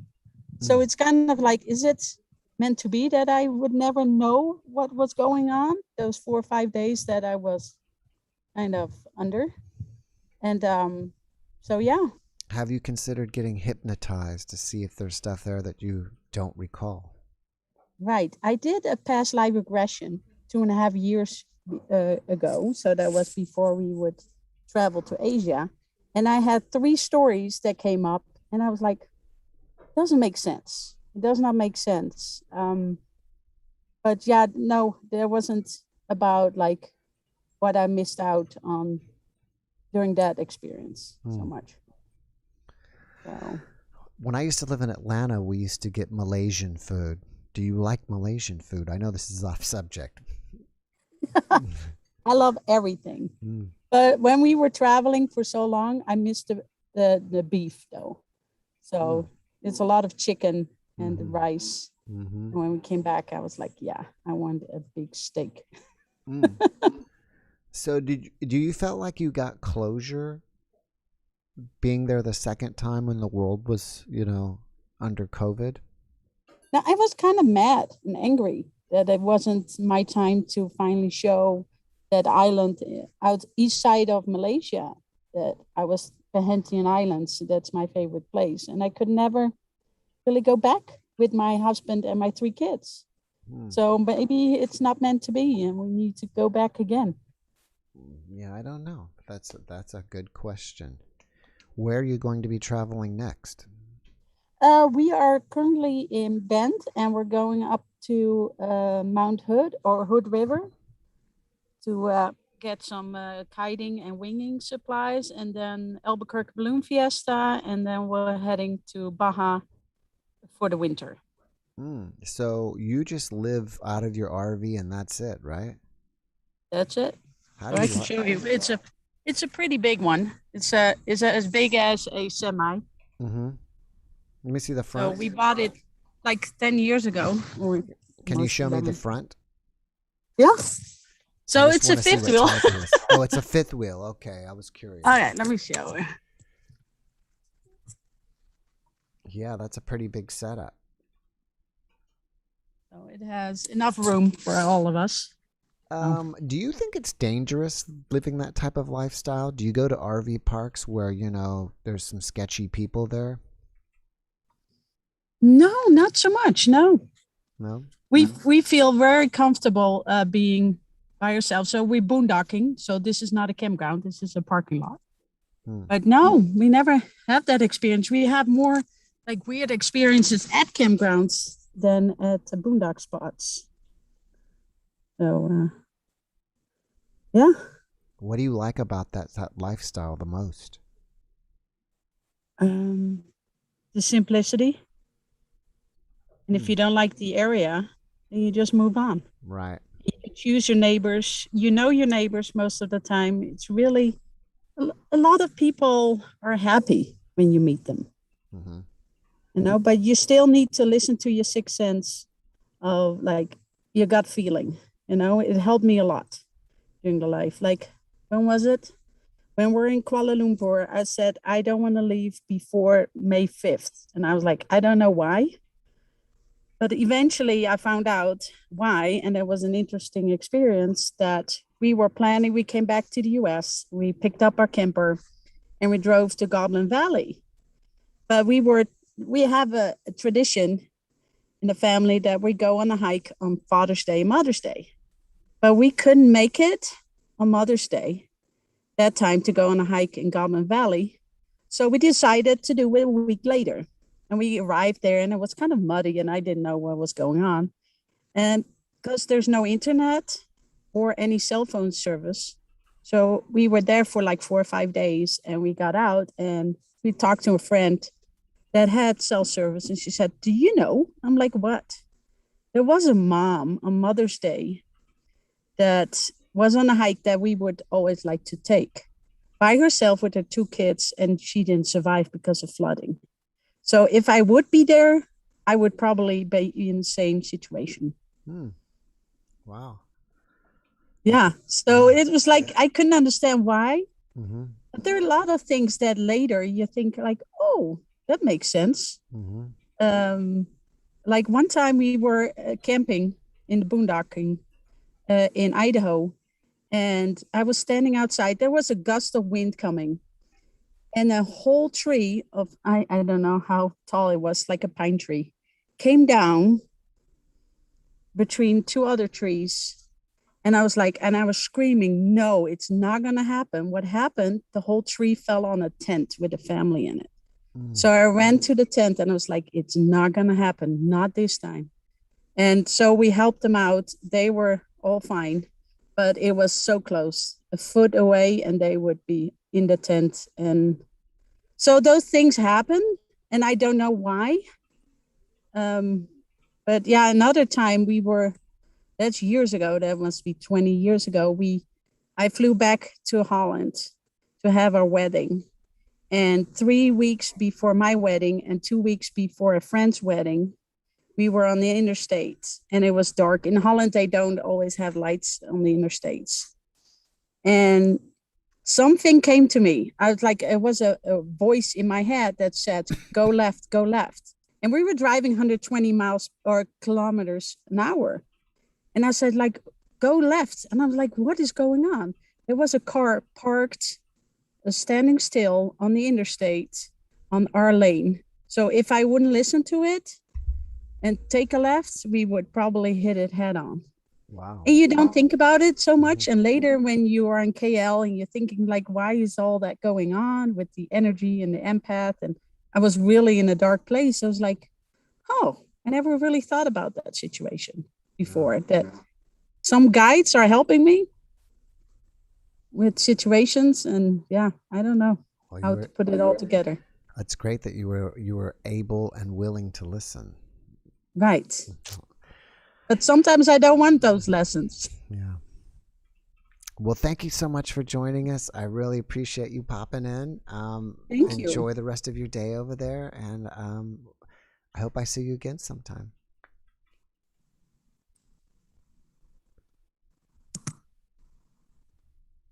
All right. Let's get to Michelle.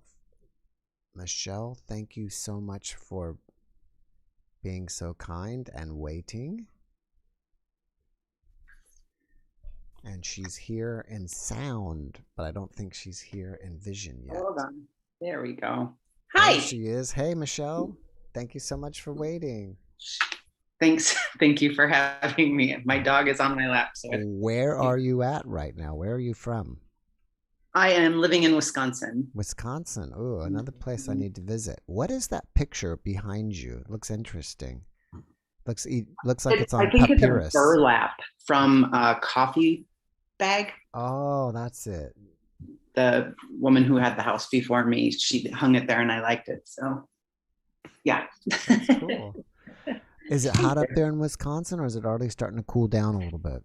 It finally started to cool down. So, today I think was about 70 degrees, which was perfect. Yeah. Absolutely perfect. Yeah. Before it was too hot. Just ridiculous. I moved up here from Florida a couple of years ago, and I moved up here to get away from that. And that did not happen. How do you like it there compared to Florida? I really like Wisconsin. I grew up here, but I was gone for about 25 years, and it's a great state. There's really good people. It's absolutely breathtakingly gorgeous. And I'm not used to the seasons anymore. So seeing the spring and the fall and the winter and the summer, and it's amazing. It's very nice. Yeah. So I'm down in Texas. It's probably, 96, 98 today. But I have been thinking we need to get like a summer place somewhere to get out of the heat. And it doesn't sound like that's cool enough. I've got to go further north, maybe to Canada or something. Probably. Yeah, it ebbs and flows. It's one day it'll be 90, the next day it'll be 60, the next day it'll be close to 100, and for a few days. But you just wait 5 minutes and it'll change. It'll change. Yeah, it's all good. Well, what's going on with you, paranormally, supernaturally, or spiritually? So first I wanted to say thank you so much. So after finding I listened to you on YouTube, and I have like an hour commute to work and an hour back. So I get to listen to an entire session each way. So I get to listen to a lot, and you are incredible, and you're a wonderful interviewer, and your guests are so inspiring. And there's several, maybe a handful that I just connected with, like on a deeper level. It felt like just listen. I know it sounds corny, but I felt that way. So it has really changed me, or your show has helped develop my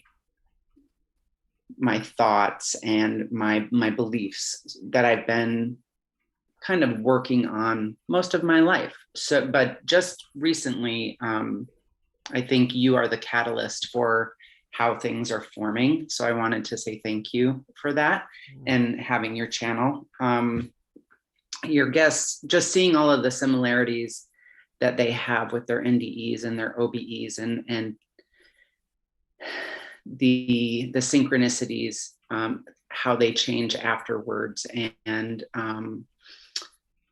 what might be out there after this. And, a lot of people could discount their experiences as, some psychedelic something or something happening in their brain with the chemicals and blah, blah, blah, blah, blah. And as a doctor, you are fully aware of all of that. But because of the similarities are almost exact in all of these people, it's impossible to discount all of that.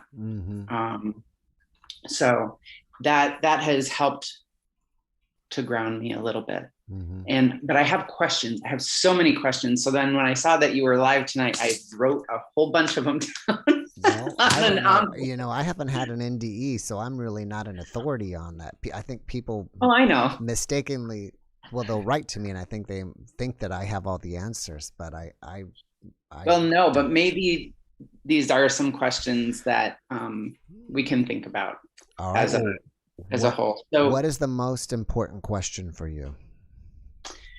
So if it's all love and light and peace, and that is our home, and it's more real there than it is here, and which is the commonality of all of that. And I get that. And if that's all it is, why are we forced to be here? And I understand that they say, well, we have a purpose and we have to spread love. But if here we have to, in this physical world, and experience the physicality of all of it, because we can't feel that there.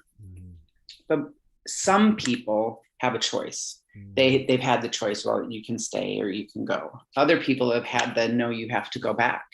And they don't want to. And you've heard them, they come back and they're mad because I didn't want to be here. I want to be there where it's all love and light. And if over there is all knowing and has experienced all that there really is to experience, you would think in this human level anyway, why come back at all? Why? I mean, it's tough here. You're exactly right. I'm very blessed with my friends and my family and the love that I have, and because of listening to everyone and your show, when I'm driving down the road, I'm like, oh, you're such an ass. But I'm like, oops, sorry, I don't mean to do that. I'm spreading love. You are a fractal just like me. But that I think that was the biggest one. Like, if you want to go home, just go home. And why do we have to go here? Well, you said first, and I found it interesting in your question, and I don't know how you're using the word, but you said, why are we forced to come here? And I don't know if you meant forced to come here in the first place or forced to return. Both. But obviously we're just speculating, but some people there'll be some camps that may say ETs forced you here. There's some people that you just come here because you want to learn. Some people are, I think the star seed guests I've had that say they're coming here from another planet to help out. And so I really I kind of have the same question of my guests sometimes. If you'll say, what's the point of all this? What's the point of life? Right. But that's a great question. Thanks. I did like the gentleman the other day. He had mentioned, where was he from? I can't remember where he was from, but you'll remember him when I say that he said that we're moving into that fourth density, the fourth dimension type of thing, that we are in the third kind of dimension. Sam. Yes. He was beautiful. So when we're moving into that, and I can see that happening. It probably won't happen in our lifetimes, but I can see that that's happening, and that there is that awakening that is going on. And I think you are helping that. I mean, you're all over the world, so that's pretty incredible. But I wanted to know, so here's the flip. How has this changed you? Well, I can say at least that I fear death less.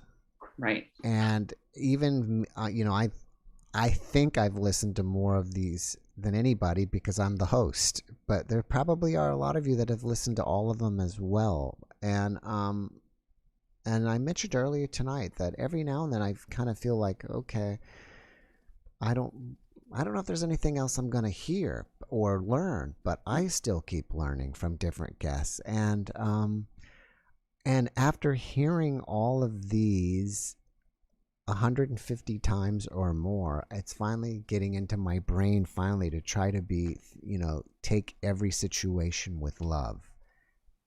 Especially when you're involved in conflict or, uncomfortable situations. How can I reframe this into a loving situation? So, like I said, it took 150 or so for me to really try to put that into practice.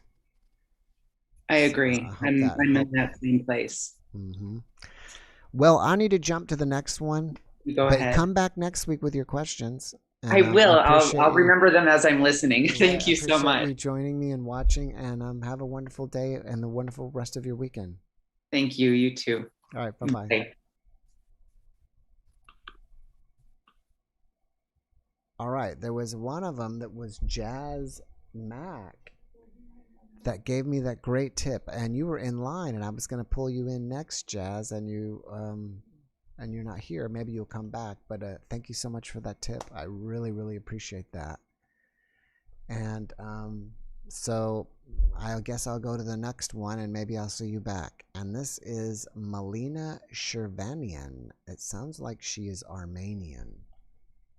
We are about to find out if we have an Armenian guest or not. And we shall see. And there's 264 people here. That's awesome. I think that's the highest ever. I was hoping, I want to really get it up to 1,000 people. That would be amazing, right? So, as we're waiting, I can look over the chat. Lighthouse. Hello, Lighthouse. World Traveler question.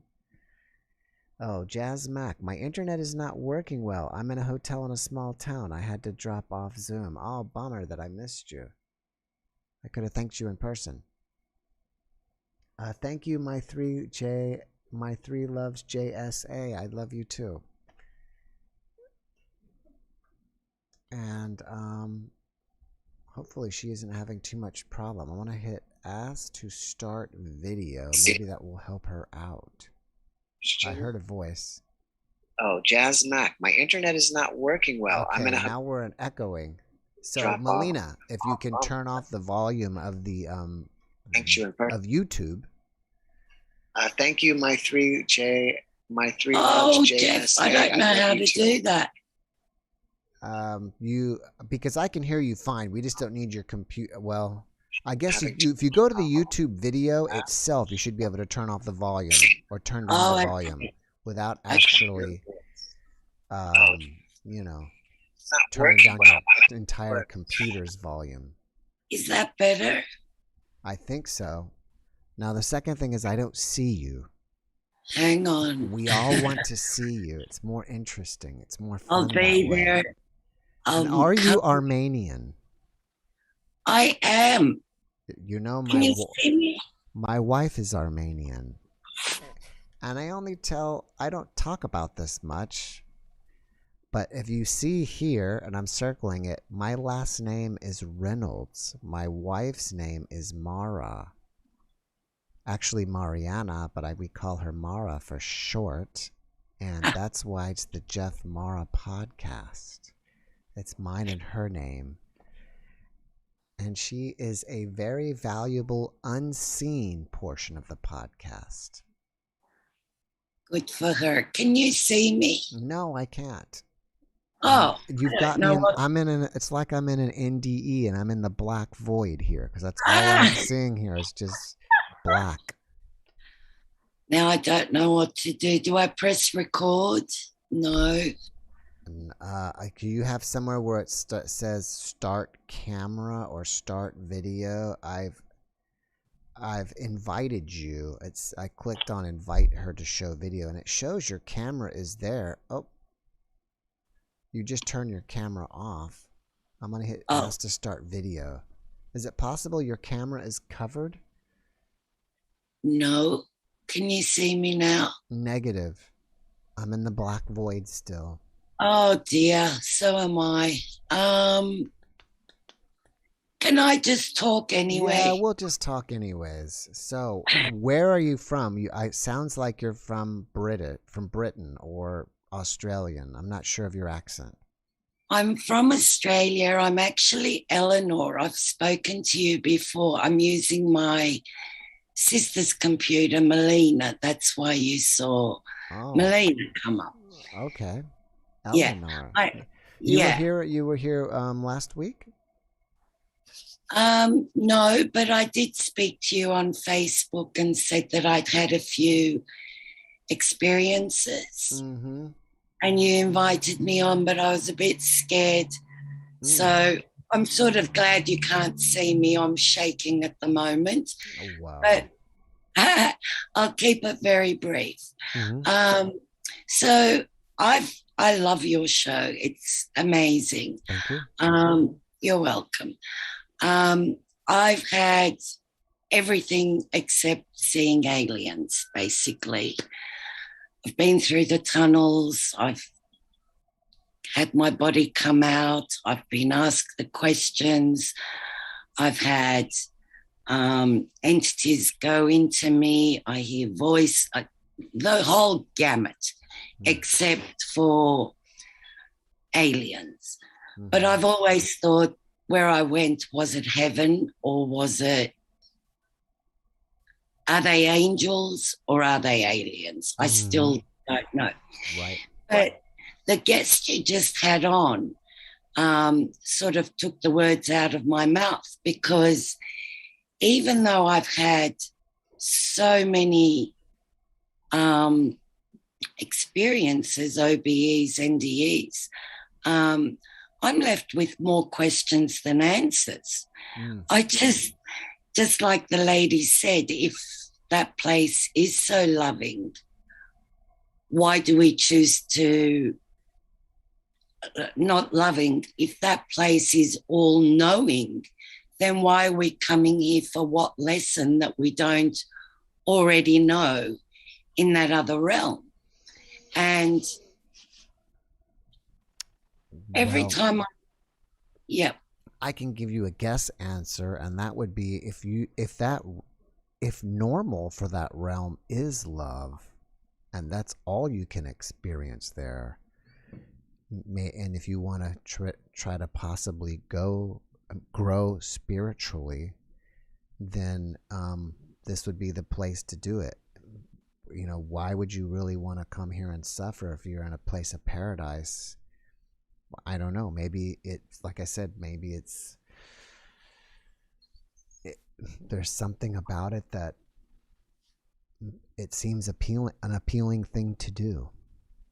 I think the most that I got out of it on that question is, I know a lot of people want to have these experiences. I've always said I want to come back, because for me, those places I've been to, I haven't seen gardens and buildings, but I've seen the light-filled space. My first NDE, I was 5.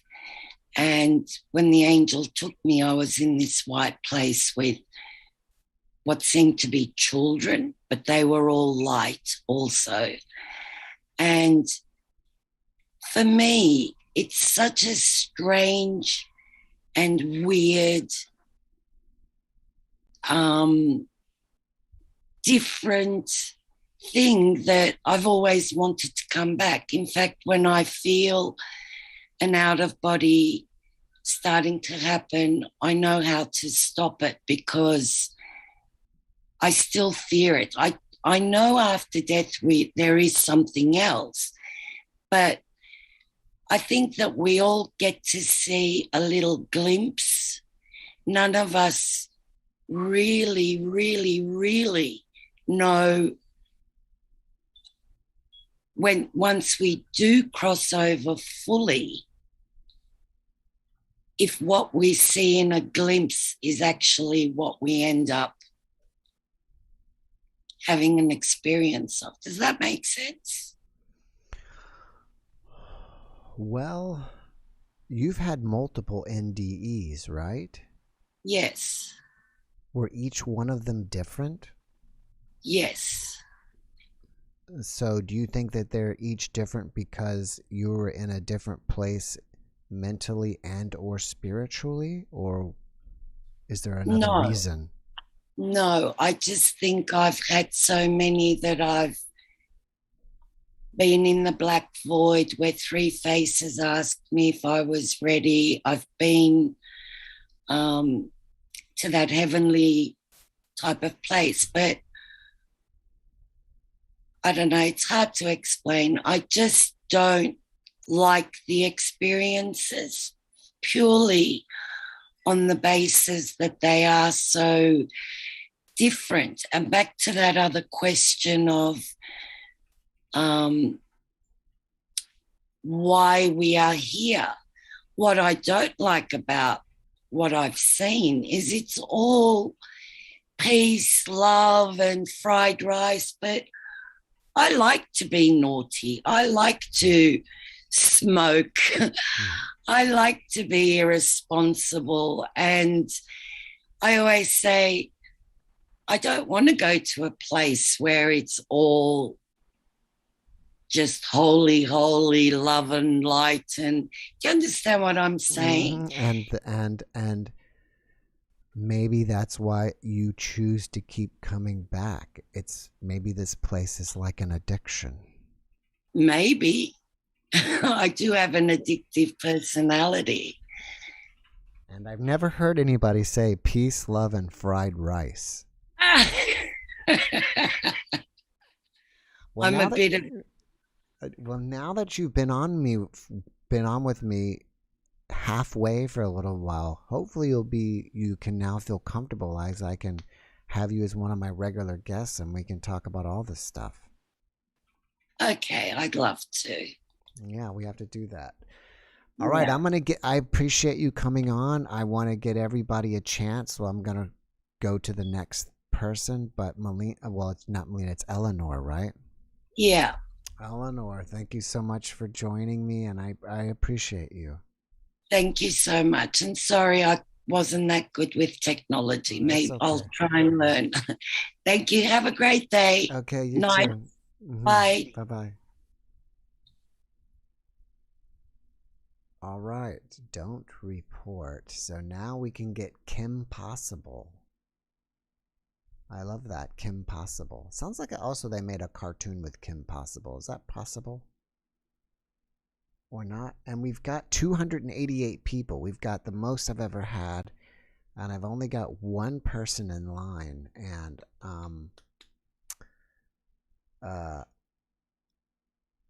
if I'm kind of doing a last call here because I only go so long. So if there's anybody who wants to get in, this is kind of my last call to get guests in. Oh, wait, this person left. What happened? I've had two guests kind of come and go. So I'll wait a little bit. I'll check the chat. Almost 300. Yes, we've almost got 300 people. Incarnating from modern Australia is a bit hard to comprehend. And isn't it fascinating how I have so many guests from Australia? I don't know if it's 50%, but it's got to be at least 30% of my guests are from Australia. It may be even close to 50. It would be awesome if I could make it down there one day and like have all my guests from Australia, like we all meet like a big party and then live stream it. I mean, wouldn't that be pretty cool? I mean, we just had John Scott on, and now Eleanor was here. So I wonder if there's something in Australia that makes people, you know, have NDEs. Something about the energy there. Karen, thank you. Let's see. Tonight again, or just scheduled. If you like, if you have something different, because we should save what you've had for your own podcast. Aussies are a little bit less afraid. That's a good point. Here's a mind blower. Michael's presentation of the something prophecy in chapters something something. Thank you. It's midday in Australia, and John is there. We can say, John, in the chat, why so many Australians are having NDEs. And again, that I'm going to have a very interesting one tomorrow, an interesting podcast. That is going to be with a man from Slovenia. If you can, English is not his first language, but a lot of you liked or request me to find people that are non-US based. So it's a non-US base. And he has some very interesting ideas about NDEs. Probably a lot of you is stuff that you've never heard before. It may shock your foundation. And if you get triggered easily, I recommend you don't watch it. Also, I had been telling everybody I was going to have Dr. Alexander on, and I was supposed to meet with him, I believe, last Tuesday, but he had to reschedule. And I think I'm going to have him on in a few more weeks. I think in 3 weeks. And then we'll get that posted. Excuse me. If you guys, I had said this maybe on the very first podcast, or maybe when I did a group thing with the members, I had been thinking about making something on Discord. And if you don't know what Discord is a free chat thing that you can all chat at the same time, even with each other, and you can message each other back and forth. A lot of people use it, or a lot of people that do use it are gamers. So when people play video games, they can chat through Discord and play their games, and it doesn't eat up a lot of their computer power. If you guys are real interested in that, I would like to I'm thinking about creating one, and it's kind of like another place for the community to kind of hang out. And if you want to chat with each other or make posts or whatever, I do have a Jeffmara Facebook page. So if you guys, you can always, I don't know if you can really chat there though. Discord is so much different than that. I mean, you can kind of leave comments. It's kind of Facebook-ish. It's Facebook-y, obviously, but this is something different. So I may just set that up and then let you guys join that on the Discord. All right, so I do not have anybody else. The last call. Does anybody else want to be a guest? Or I guess you're welcome to type in a question for me. Do you have a question for me before I run? And this is going to take about 30 seconds because there's a time delay on this.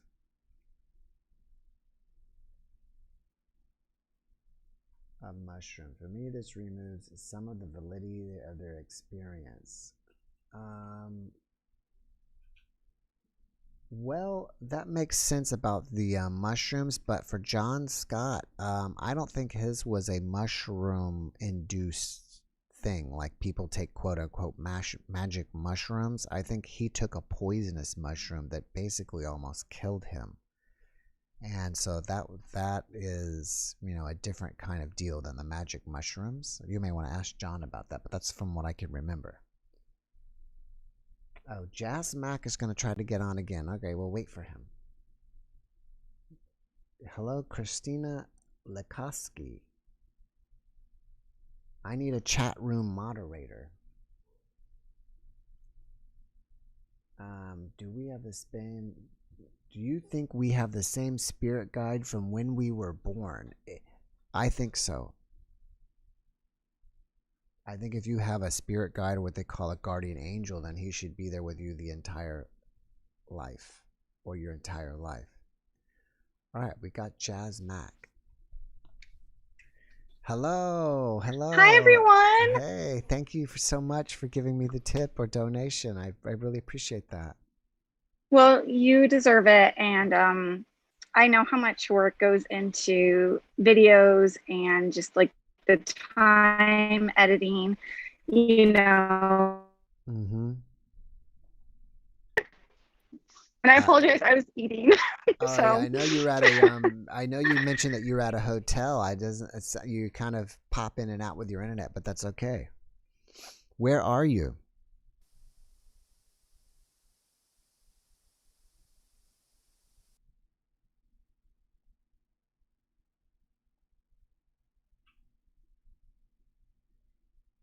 Sometimes hotels have terrible internet, and I have a feeling that she's at a place where the internet's bad. And she could even be in an expensive hotel as well, and they don't work well. Maybe it's hard to run internet when you have so many rooms and so many people logging on.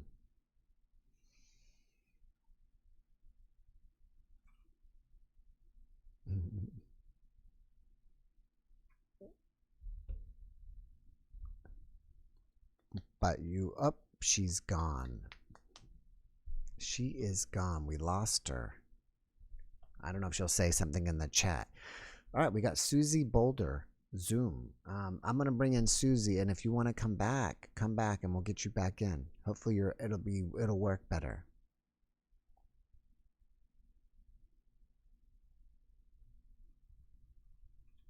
Ask to start video.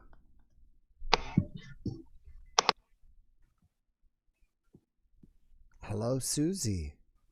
Hi, Jeff. Welcome. Where are you from? I live in Boulder, Colorado. Oh, Hang nice. On. I like your glasses. Oh, thank you so much. Hang on, let me turn my volume down. Hmm? I have red ones that are similar to those. Occasionally I wear them. I don't know if you've seen my red glasses, but they're kind of similar to yours. Yes. It's so funny. I get so many compliments on these in their dollar store. Now, are you in your pajamas? No. Oh, okay. I should be. Because so many people say they watch these when they're going to sleep, and from my viewpoint, I mean, it's your camera's a little fuzzy, and it looks like it's soft. You're wearing something soft and comfortable, like pajamas. Yes. I've tried cleaning my screen. I don't know why. I don't think it's your camera. I just think it's maybe our connection. Okay. Yeah. But like everyone else, I do the last thing I listen to before I go to sleep. I'm usually listening to your voice. It's so cool. You've got such an amazing voice. Oh, well, I hope I'm not putting you guys to sleep. Oh, no. First of all, I want to thank you so much. I know everyone has expressed so much gratitude to you. And I want you to just make sure you take that in, because you have created just an incredible community here. I feel like I've made friends here. I'm getting over COVID. I got hit really hard with COVID. Wow. And last Saturday, so many people were wishing me well and giving me advice. And I took it, and it's helped. I'm feeling a lot better today. So thank you. Can you tell us how you got over it? What did you take anything, or did you just get a lot of bed rest? Oh my gosh, I've taken everything. Well, I had issues with my lungs already, so I'm on 2 different medications for my lungs. I can't remember his name, but someone recommended to Dr. Joe Dispenza. Yeah. So I've done some really powerful meditations, and I believe that helped. Of course, my friend Peter Panagore, who you had on the show. Yeah, Peter. Yeah, Peter's the best. Peter Panagore. Yeah, Peter's a great guy, and Peter runs he calls it Not Church. and I think he's like he used to be a minister. He kind of still is, but every Sunday morning he has like a not church service. So if you are looking for something like that, you should check it out. Yes, I've been going to not church for about 1.5 years now, and it's for he talks about mysticism, and he's just wonderful, enlightened, intelligent, kind, compassionate human being, a lot like you. Oh, thank you. So I know you guys, Peter says you guys have a mutual fan club going on. Yeah, he has been my guest. And you know what's so funny is that I've been thinking about, he has also had alien experiences. Yes. UFO. And I've been thinking about him lately. And it must be in the cards for him to come back, because I've been talking to someone else about him with him about something, and here you are again. So, you know, people say there are no coincidences, so maybe I need to get him back on. I believe there if you say that, maybe you can mention it to him in not church tomorrow for me. Yes, I'm actually going to spend 2 hours with him tomorrow morning, and so I would definitely mention that to him. Just huge gratitude to you, huge gratitude to the community.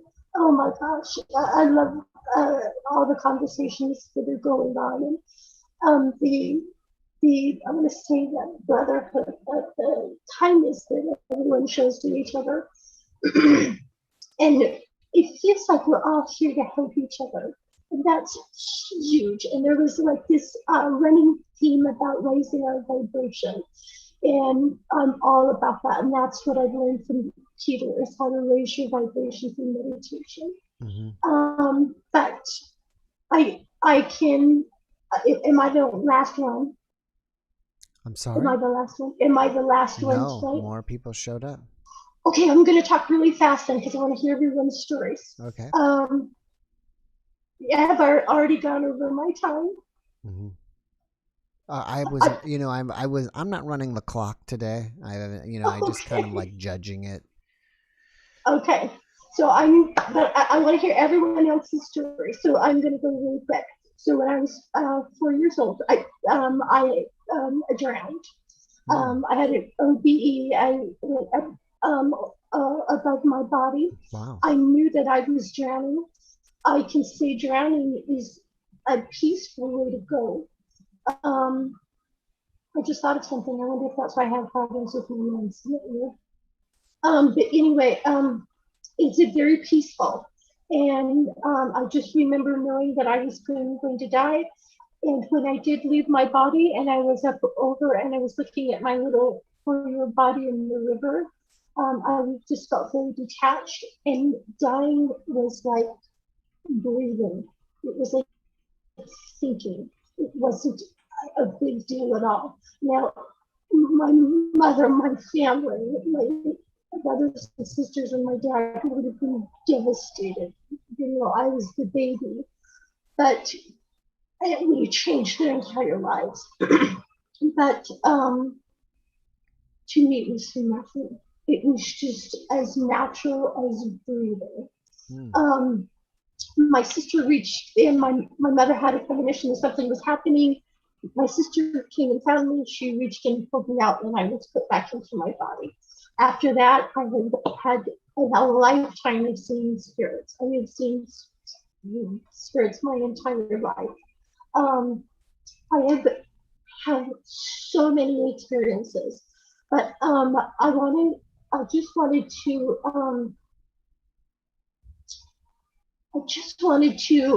so many experiences. I just wanted to end on a spooky story. Is that okay? Mm-hmm. So I, for a living, give haunted history tours. I'm an historian first, and a writer and an author.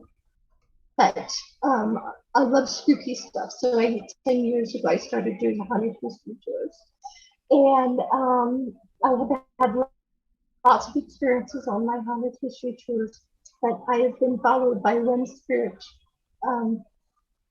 Specifically, he would come into my apartment while I was writing, he would lean over me on my computer and he would say, "Why are you doing this? Why are you doing this?"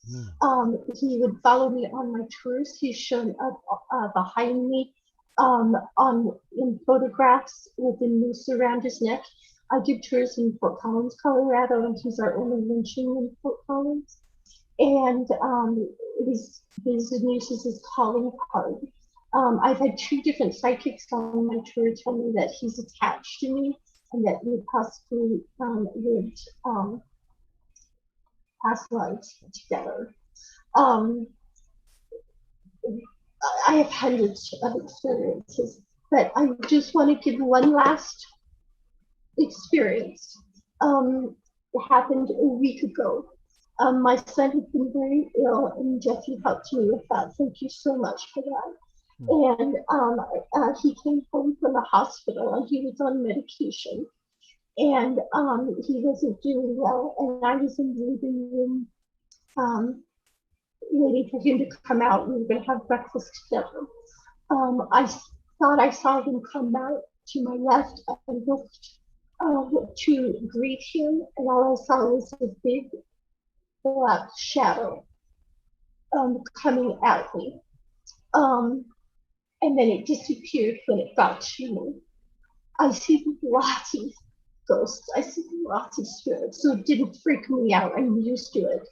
I thought maybe it was his best friend who just passed away, and that was coming to visit my son. I learned later my son came out of his room just a little bit after that, and he said, "Mom, I've been having the weirdest dreams." And he said, "I dreamt that my spirit left my body and came out into the living room, and I could see you." And so I just got goosebumps. So I actually saw my son's spirit when he was still in his room. He saw me, and I saw him, and we were in completely different rooms. That's amazing. It's incredible. I'm so many stories. One thing I want to ask, I want to put it out into the community. We've got lots of UFO stories and things like that. Has anyone ever seen a Bigfoot, a Sasquatch? A what?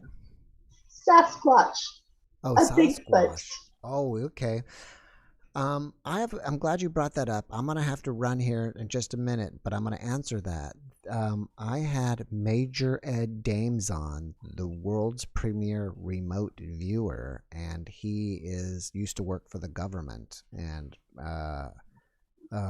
probably the most famous remote viewer on. And we mentioned the last time that Bigfoot is a projection or something, kind of like a hologram from aliens, and he's supposed to be investigating that. And he messaged me recently, and I think we're going to be having him back on soon. Great. And we were going to talk about that. We're going to follow up in his investigation. So we'll have fun. Okay, well, I'll let you go. Thank you so much for joining me, and I wish you the best and have a great evening. Thank you. Thanks for all you do, Jeff. Thanks, community. Bye. Bye-bye. All right. I've got Kim Possible made it back.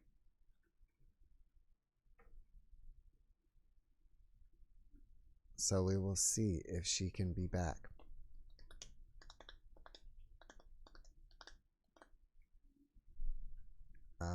I'll hit ask to start video. Maybe she was having trouble with her internet last time. And then we've got 2 more, Jeanette Windward and Chris Wolf. So let's see if she can make it.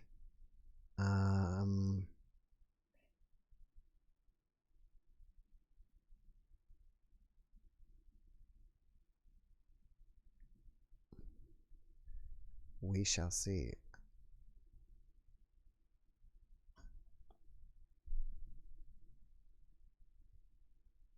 And while we're waiting, I was interesting. It would be kind of cool if we could have background music on here while we're like in between guests, but you'd have to get music that would be non-copyrighted, I guess. I don't know. What do you guys think? It would be cool to have some background music. For those of you who do or do not know, the voice, my introduction voice, the voiceover is by a famous guy named Ross Mitchell. He was the voice of Coast to Coast AM. He's not anymore, but he has such an amazingly deep voice. And I tracked him down and got him to do that voice for me. Eventually, at some point, I may have him do an ending one, like, thanks for watching and be sure to subscribe and stuff like that. And Tony, yes, this is live. All right, let's see. Kim, are you able to get in? What is going on with your Zoom? Ross Mitchell, World Traveler. Yes, Ross. I think he's actually a DJ in Reno right now, like a morning DJ.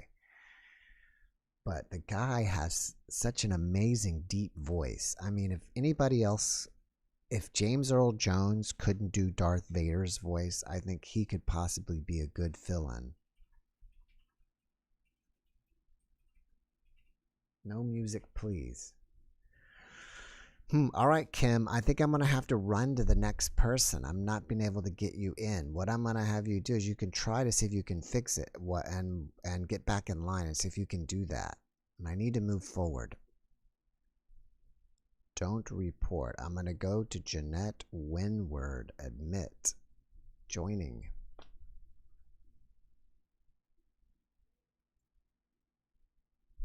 Or was it Wynyard? Wynyard, not Winward. Wynyard. All right, Kim, I think I'm going to have to run to the next person. I'm not being able to get you in. What I'm going to have you do is you can try to see. Hello, Jeanette. Hi. Get back in line and see if you what you need to do is on the YouTube video, turn down the sound. Not your computer, but the YouTube video. Right. Got it. Is that better? And that is perfect. And you're in Australia, right? No, I'm New Zealand in the North Island. Oh, hi to the other Kiwi that was on before. Yeah, I need to be able to pick apart y'all's accents because they sound too similar to me, New Zealand and Australia. Is there a way that I can do that? How can I separate you two from just hearing you? I have no idea. To me, we sound so different, so. Really? Yeah. Maybe there's a YouTube video about that. Yeah. No, I don't know how you can tell, but we have a kind of a love-hate sibling kind of rivalry. Yes. Kiwis and Aussies. Yeah. Kind of funny. I remember I spoke to someone from New Zealand one time and I said, "Oh, are you from Australia?" And she had some kind of comment like, "Oh, not that place is too boring," or something. I don't know about boring, but yeah. I don't remember what the comment was, but it's kind of like, I guess there is some type of rivalry down there. Yeah, there is kind of it. Yeah, it's like a sibling rivalry. Mm-hmm. So what's going on with you paranormally, spiritually, or? I've just had so many experiences through my life. Mm-hmm. So I just thought I'd start right at the earliest memories. I would have been about age 5, and I've got about anyway, I shared a room with twin sisters, so they're older than me, about 7 years older, and I would have been put to bed for a nap in the afternoon, so I was in my sister's bed in one corner, and I just remember suddenly being like 2 inches from the ceiling and got a fright. Next thing I was like, boom, back on the bed. And when I looked over at my bed, which laid underneath the window, up in the corner, floating out from the corner, was 3 shapes, a triangle, square, and a circle, like the PlayStation shape. But they were made out of rainbow. They were like luminescent rainbow shapes, outlines, but the thing was they were floating out from the wall, and as a 4-year-old, you're looking at this going, what the heck is that? And I just remember slowly getting up and creeping out of my bed, and, you know, keeping my eyeballs on these things and walking right over to my bed and looking up at them, knowing that they're not actually a reflection on the wall, because, you know, my little brain's trying to go, well, they look like the prism kind of rainbow things. So I'm looking everywhere. I'm looking on my windowsill for a bit of jewelry or anything that could be creating these perfect shapes. And I could not find anything. And I just sort of like lost the plot, ran and got me mum, come back, you know, there's rainbows. Oh, you're just dreaming. But I was not dreaming, you know.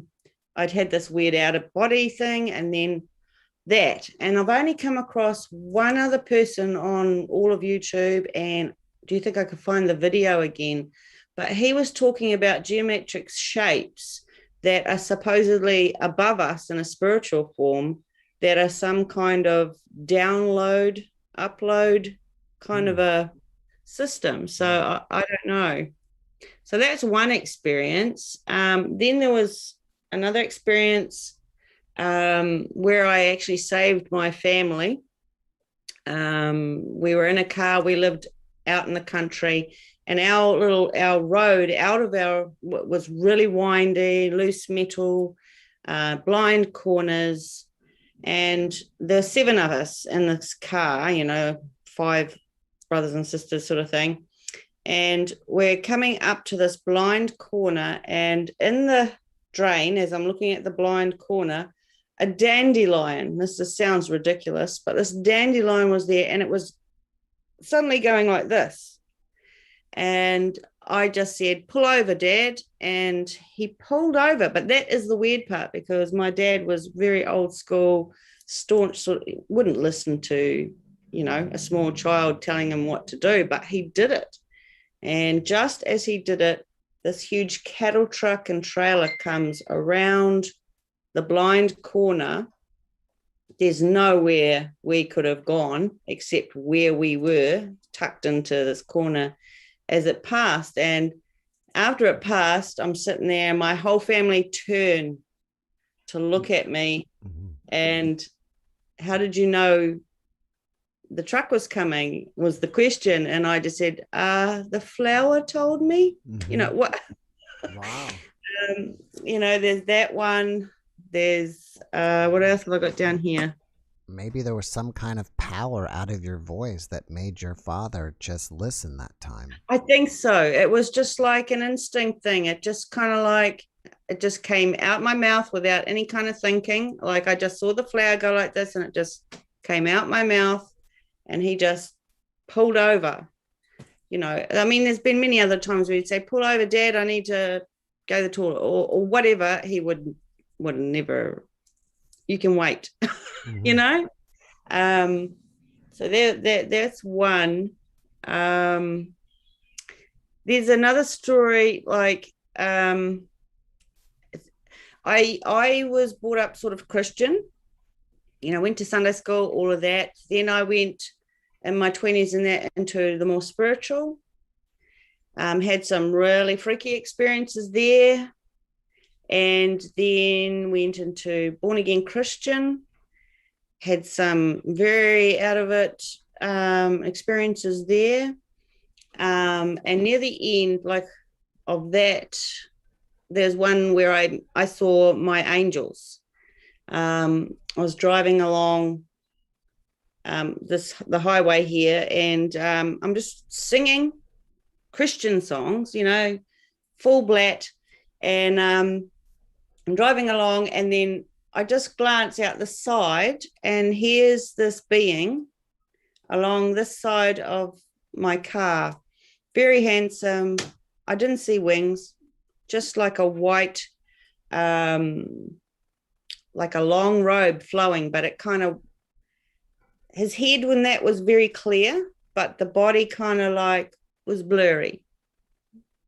And he had dark sort of hair that waved in that old-fashioned kind of a wave.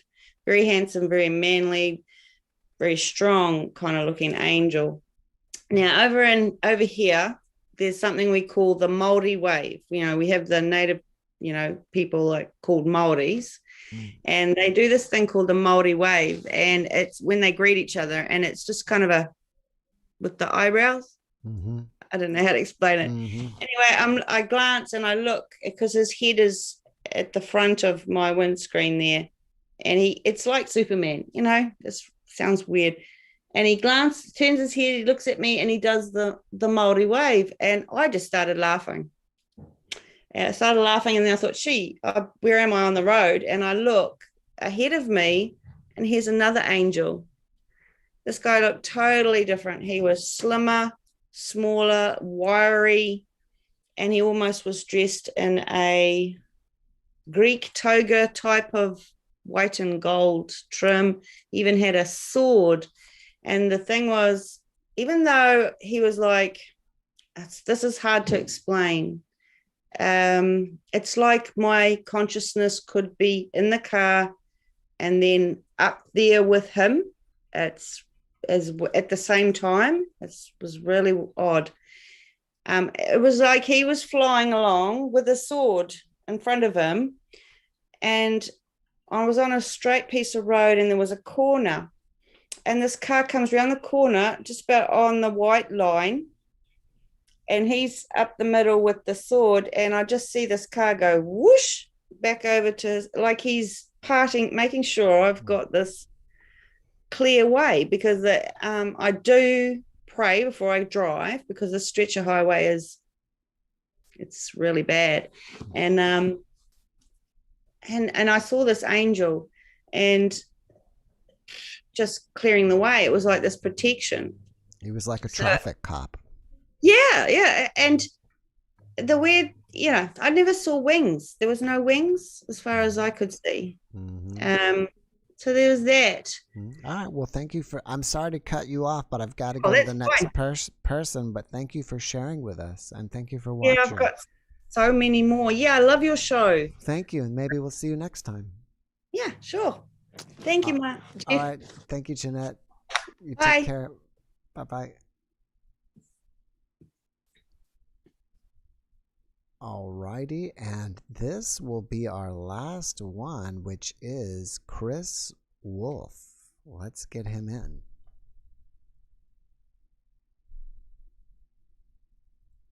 Asked to start video.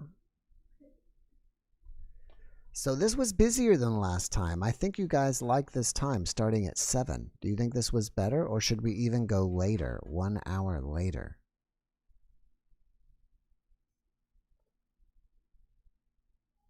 Trying to get on. Is Kim possible? You removed free... Oh, that was Alex. Kim possible. Okay, Kim, if you can get on, I'll wait for you.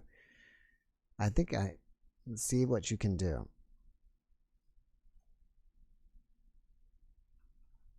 All right, Chris. Howdy, Jeff. How's it going? Great. How are you, sir? Good. Where are you from? So I'm in New Jersey, right outside of Philadelphia. Oh, outside of Philly. So are you a Fightin' Phils fan? Yeah. Why not? I went to college with a guy from Philly, and he's just I think Philly people are so hardcore sports Philly. It has nothing to do with my podcast. I'm just, No, it's all right. I got a bunch of friends from New York. They're hardcore, and we tease each other because, I am somewhat of an Eagles fan, and some of the Eagles fans can be quite primitive, in a good way. But yeah, you don't have a Philly accent.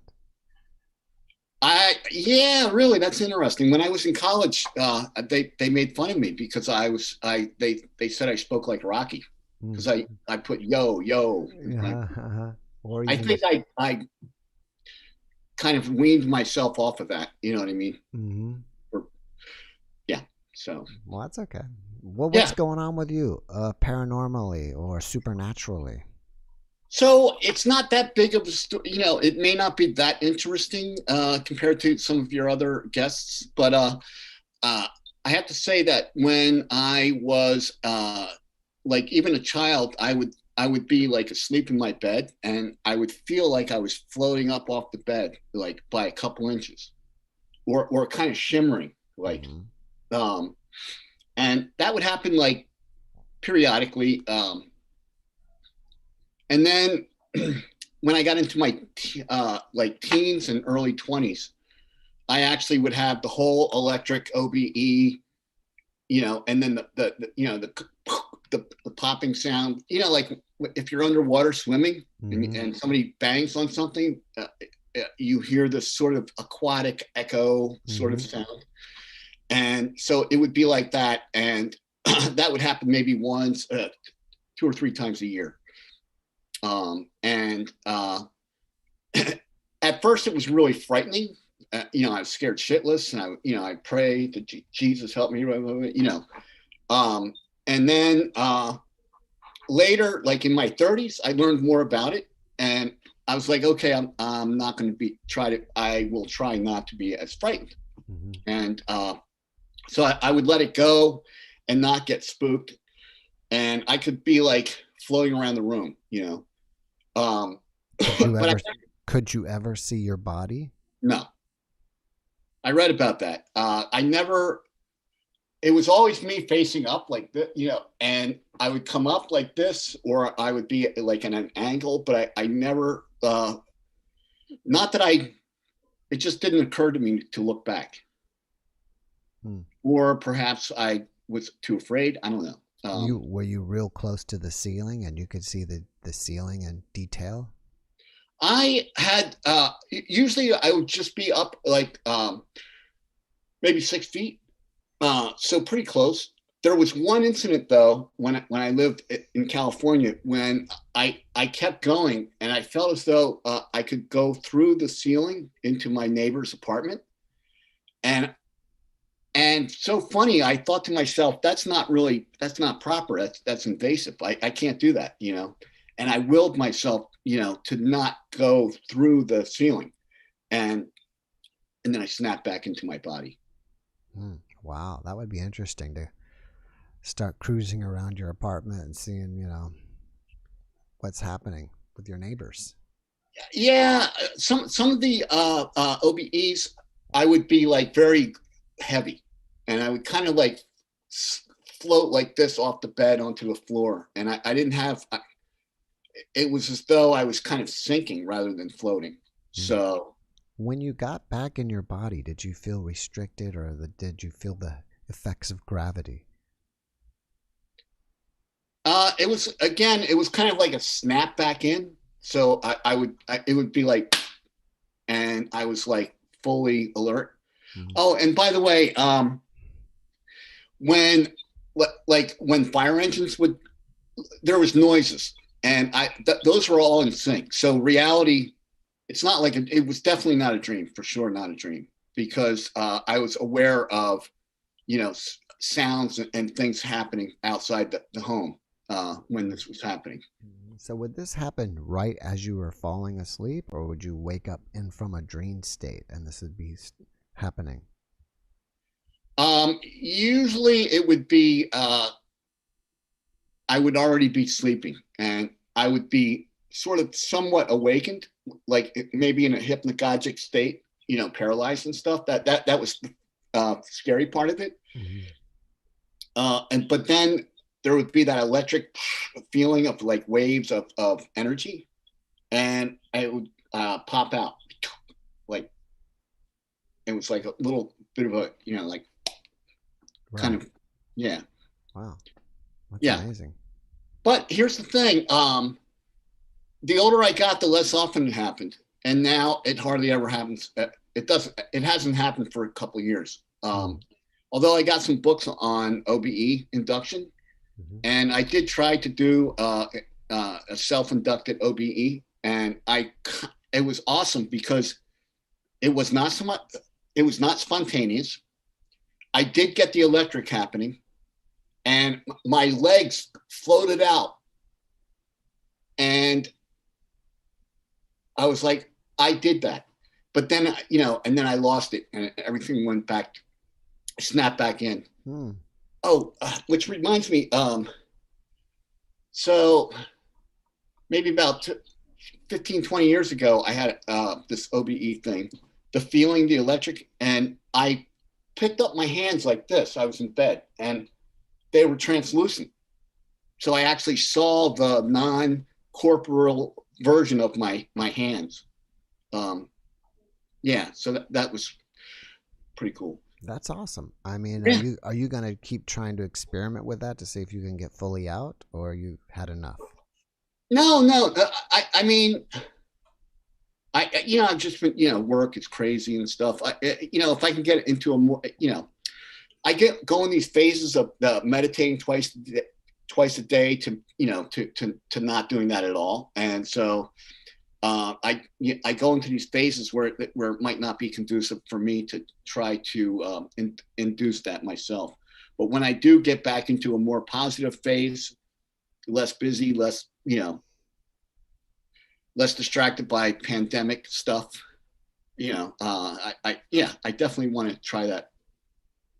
What book are you reading? Oh, I knew you were going to ask that. So the guy's last name is Bruce. Mm-hmm. He's actually, I forget his first name. He wrote a book on astral projection, OBE. Mm-hmm. He's apparently well known, a known author for this kind of thing. Yeah, last name Bruce. Yeah. Should be able to find him if you just kind of Google Bruce and OBE or astral projection. Shouldn't be that hard. Yeah.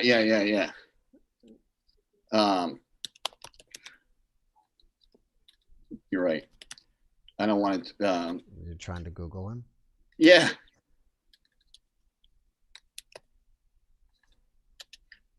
His name's Robert Bruce. Let's see. Robert Bruce.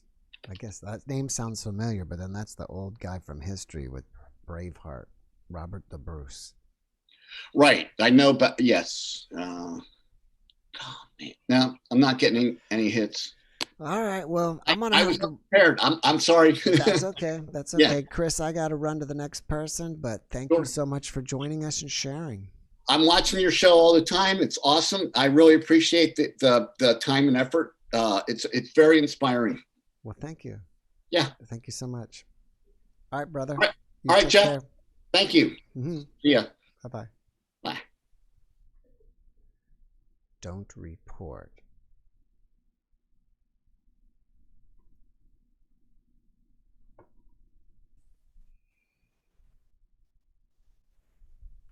All right, I missed somebody. Someone just gave me a tip, and I want to say thank you for that, whoever that was. I wonder if I can scroll back up and find that. It's from Typo. So, Typo, whoever you are, thank you very much for that. And God bless you. And Kevin, this is another one of my guests. This has been my guest night tonight. This is, I think, my fourth previous guest that's been in. Kevin's been here, and Kevin was here last week. And if you haven't seen that, I don't remember what podcast number that is. Kevin may remember, but we've had a few with Kevin. Kevin, can you hear us? Yes, I can hear you. Kevin, what number was my podcast with you? What's that? What podcast number were you? I really don't remember. You don't remember either. Do you remember what the title was? Was it you? Was it about you? You came on about UFOs, right? Yeah, I did one with you about the UFO, and then another one with my NDE. Right, and I need to get you back for your angel one. I just got to sit down and schedule you. That's my most memorable experience in my entire life. We need to get you on that one. So, what's going on today? Oh, not too much. Just been enjoying your show, and I'm somebody that's had paranormal things happen my entire life. So I've got so many stories I could tell you, all of which are true. And but when I was growing up as a kid, I lived right across the street from an elementary school where I went to school. So skipping school was difficult because if I went out and played, I was right in view of the principal. Yeah. So I growing up in that house, there was a lot of paranormal things that went on. My mom and dad were separated, and my dad was disabled. He had both legs amputated in 1977. I was born in 71, and my mother was a severe alcoholic. And I lived with my mother. And I've got, there's 7 of us. I've got other brothers and sisters. I'm the youngest of the bunch. And we all grew up without beds because of the way my mom was. She would sell whatever she could for alcohol, unfortunately. But the house had a lot of problems that went on in this house. This is what all my brothers and sisters still to this day talk about. Whenever I get together with them, we talk about it. And they'd say, do you remember when this happened and when that happened? There was just a lot of paranormal in the house. But the story I want to tell you is on one incident when I was at home with my mom. And this was later on after my brothers and sisters, who are anywhere from 3 to 5 years older than me and above, were old enough to where they left home and would go off with boyfriends and girlfriends, and they'd be other places on weekends. And so I was home alone with my mom. And my mom would always be passed out drunk on the couch. And because we didn't have beds and the bedrooms upstairs of the house were empty all the time, there was no carpeting in the house. It was an old house built in 1933. And I would sleep on the living room floor on a sleeping bag. And I remember this night, it was a warm summer night. And back in those days when I was a kid, you could have your front living room door wide open, and right out the screen door was the city sidewalk. You didn't have to worry about anybody come in or crime or none of that.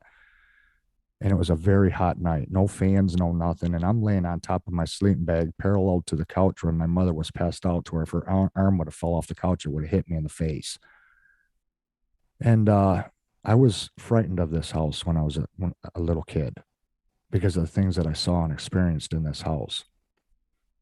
But where I was laying on the sleeping bag, right opposite the couch where my mother was sleeping, is a fireplace, just a brick fireplace with a mantle, a couple coach lights. And that's where I was sleeping. And to the back of my head was the staircase going up to the upstairs. It was right opposite the front door. If you came into the house, you met the stairs that went upstairs, and they were just creaky old wooden stairs. And on this night that I'm laying on my back on the sleeping bag, while my mother is just out of it, snoring away, I heard something coming down the steps. And this was late at night. It was like 11 o'clock at night. And mind you, it's behind me, so I can't see what's coming down the stairs, but I could hear it. And I counted the steps with every step that it took. And by the time it made its way to the bottom landing of the stairs by the front door that was wide open on this summer night, I could feel something directly behind me. And I quickly got inside my sleeping bag and I threw it over top of myself, and I was struggling to try to zip it up. And I was breathing so heavy inside of this sleeping bag and started to sweat because it was so hot in that sleeping bag. It was suffocating. But I didn't know what else to do other than get inside the sleeping bag. And this thing, whatever it was, it walked right up to me and then went out and around me. And I could feel it in the floor. I could feel the presence of this thing walk by me. And I just listened. And it sounded like material was going right up and over my sleeping bag, like it was female, like it was dragging a long train of like a wedding dress, is the only way I could explain it. And it eventually made it past me, went around through the dining room into the kitchen, and then the basement stairs were underneath the stairs that went to the upstairs. It was one set below the other. And I could hear it going down in the basement stairs, down into the basement, because right next to the staircase in our living room was one of those big old heavy iron grates where you could like see, it was the cold air duct, you could see down into the basement. And I could hear the thing going down in the basement. And I never in all my life ever forgot that experience. That was just one of many scary experiences that happened in that house. And I couldn't understand if it was a woman who it was. But I told everybody in my family about it, and they had similar experiences. Because growing up as kids, if you would have walked into my house on any given summer night, you would have just seen bodies laying on the floor. All us kids slept on the floor. We had no beds, no dressers. We didn't have our own bedrooms, nothing. That's just the way I grew up. And when that thing walked past me, I was frozen in fear, just terrified of this thing. But in that house throughout the years, throughout the 70s, as well as into the early 80s, until I eventually left home at the age of 15, it was just chronic things going on, things moving about in the house by themselves with nothing pushing it or moving it. You're just like a chair would slide across the room by itself in the dining room. And as kids in the 70s, before school, early in the morning, like I'd pull a chair up to the, backwards up to the kitchen sink, and I'd wash my hair in the kitchen sink before I'd go to school. We grew up really poor. And I would at times see the chair to where in the middle of the night, I would hear it going up to the kitchen sink. And when I got up enough nerve to come around into the dining room to turn on the light into the kitchen, there would be the chair up against the sink, the counter, just like I'd put it up there when I'd wash my hair before going to school. So there was always things moving around in the house. You'd hear like whispering in the house late at night, like something was just right near your ear and it was saying something to you, but you could never make it out. My sister claimed that her name was called from the closet, when she slept upstairs on the floor one night because she had a boyfriend over. And it's just throughout the years, all these various things that would happen, but the house seemed like it had an energy to it, like it was alive. And once my parents passed on and us kids went out into the world and we got our own lives and our own places to live, I was always glad that it was over, because that house and all my brothers and sisters to this day still talk about all the things that they remember while living in that house. There was just always things going on. And I'm a firm believer in true hauntings, that there are different presence and places, and that people do get haunted, and that there are things in this reality that we can explain. If these are souls that don't move on, why don't they move on? But I've always been fascinated in it, but I've never chased it and sought it out, because growing up and dealing with it, I didn't want to deal with it anymore in my life. Yeah. So that's why on my YouTube channel, I've never ever wanted to make it like anything about paranormal or anything like that, even though that gets a big following.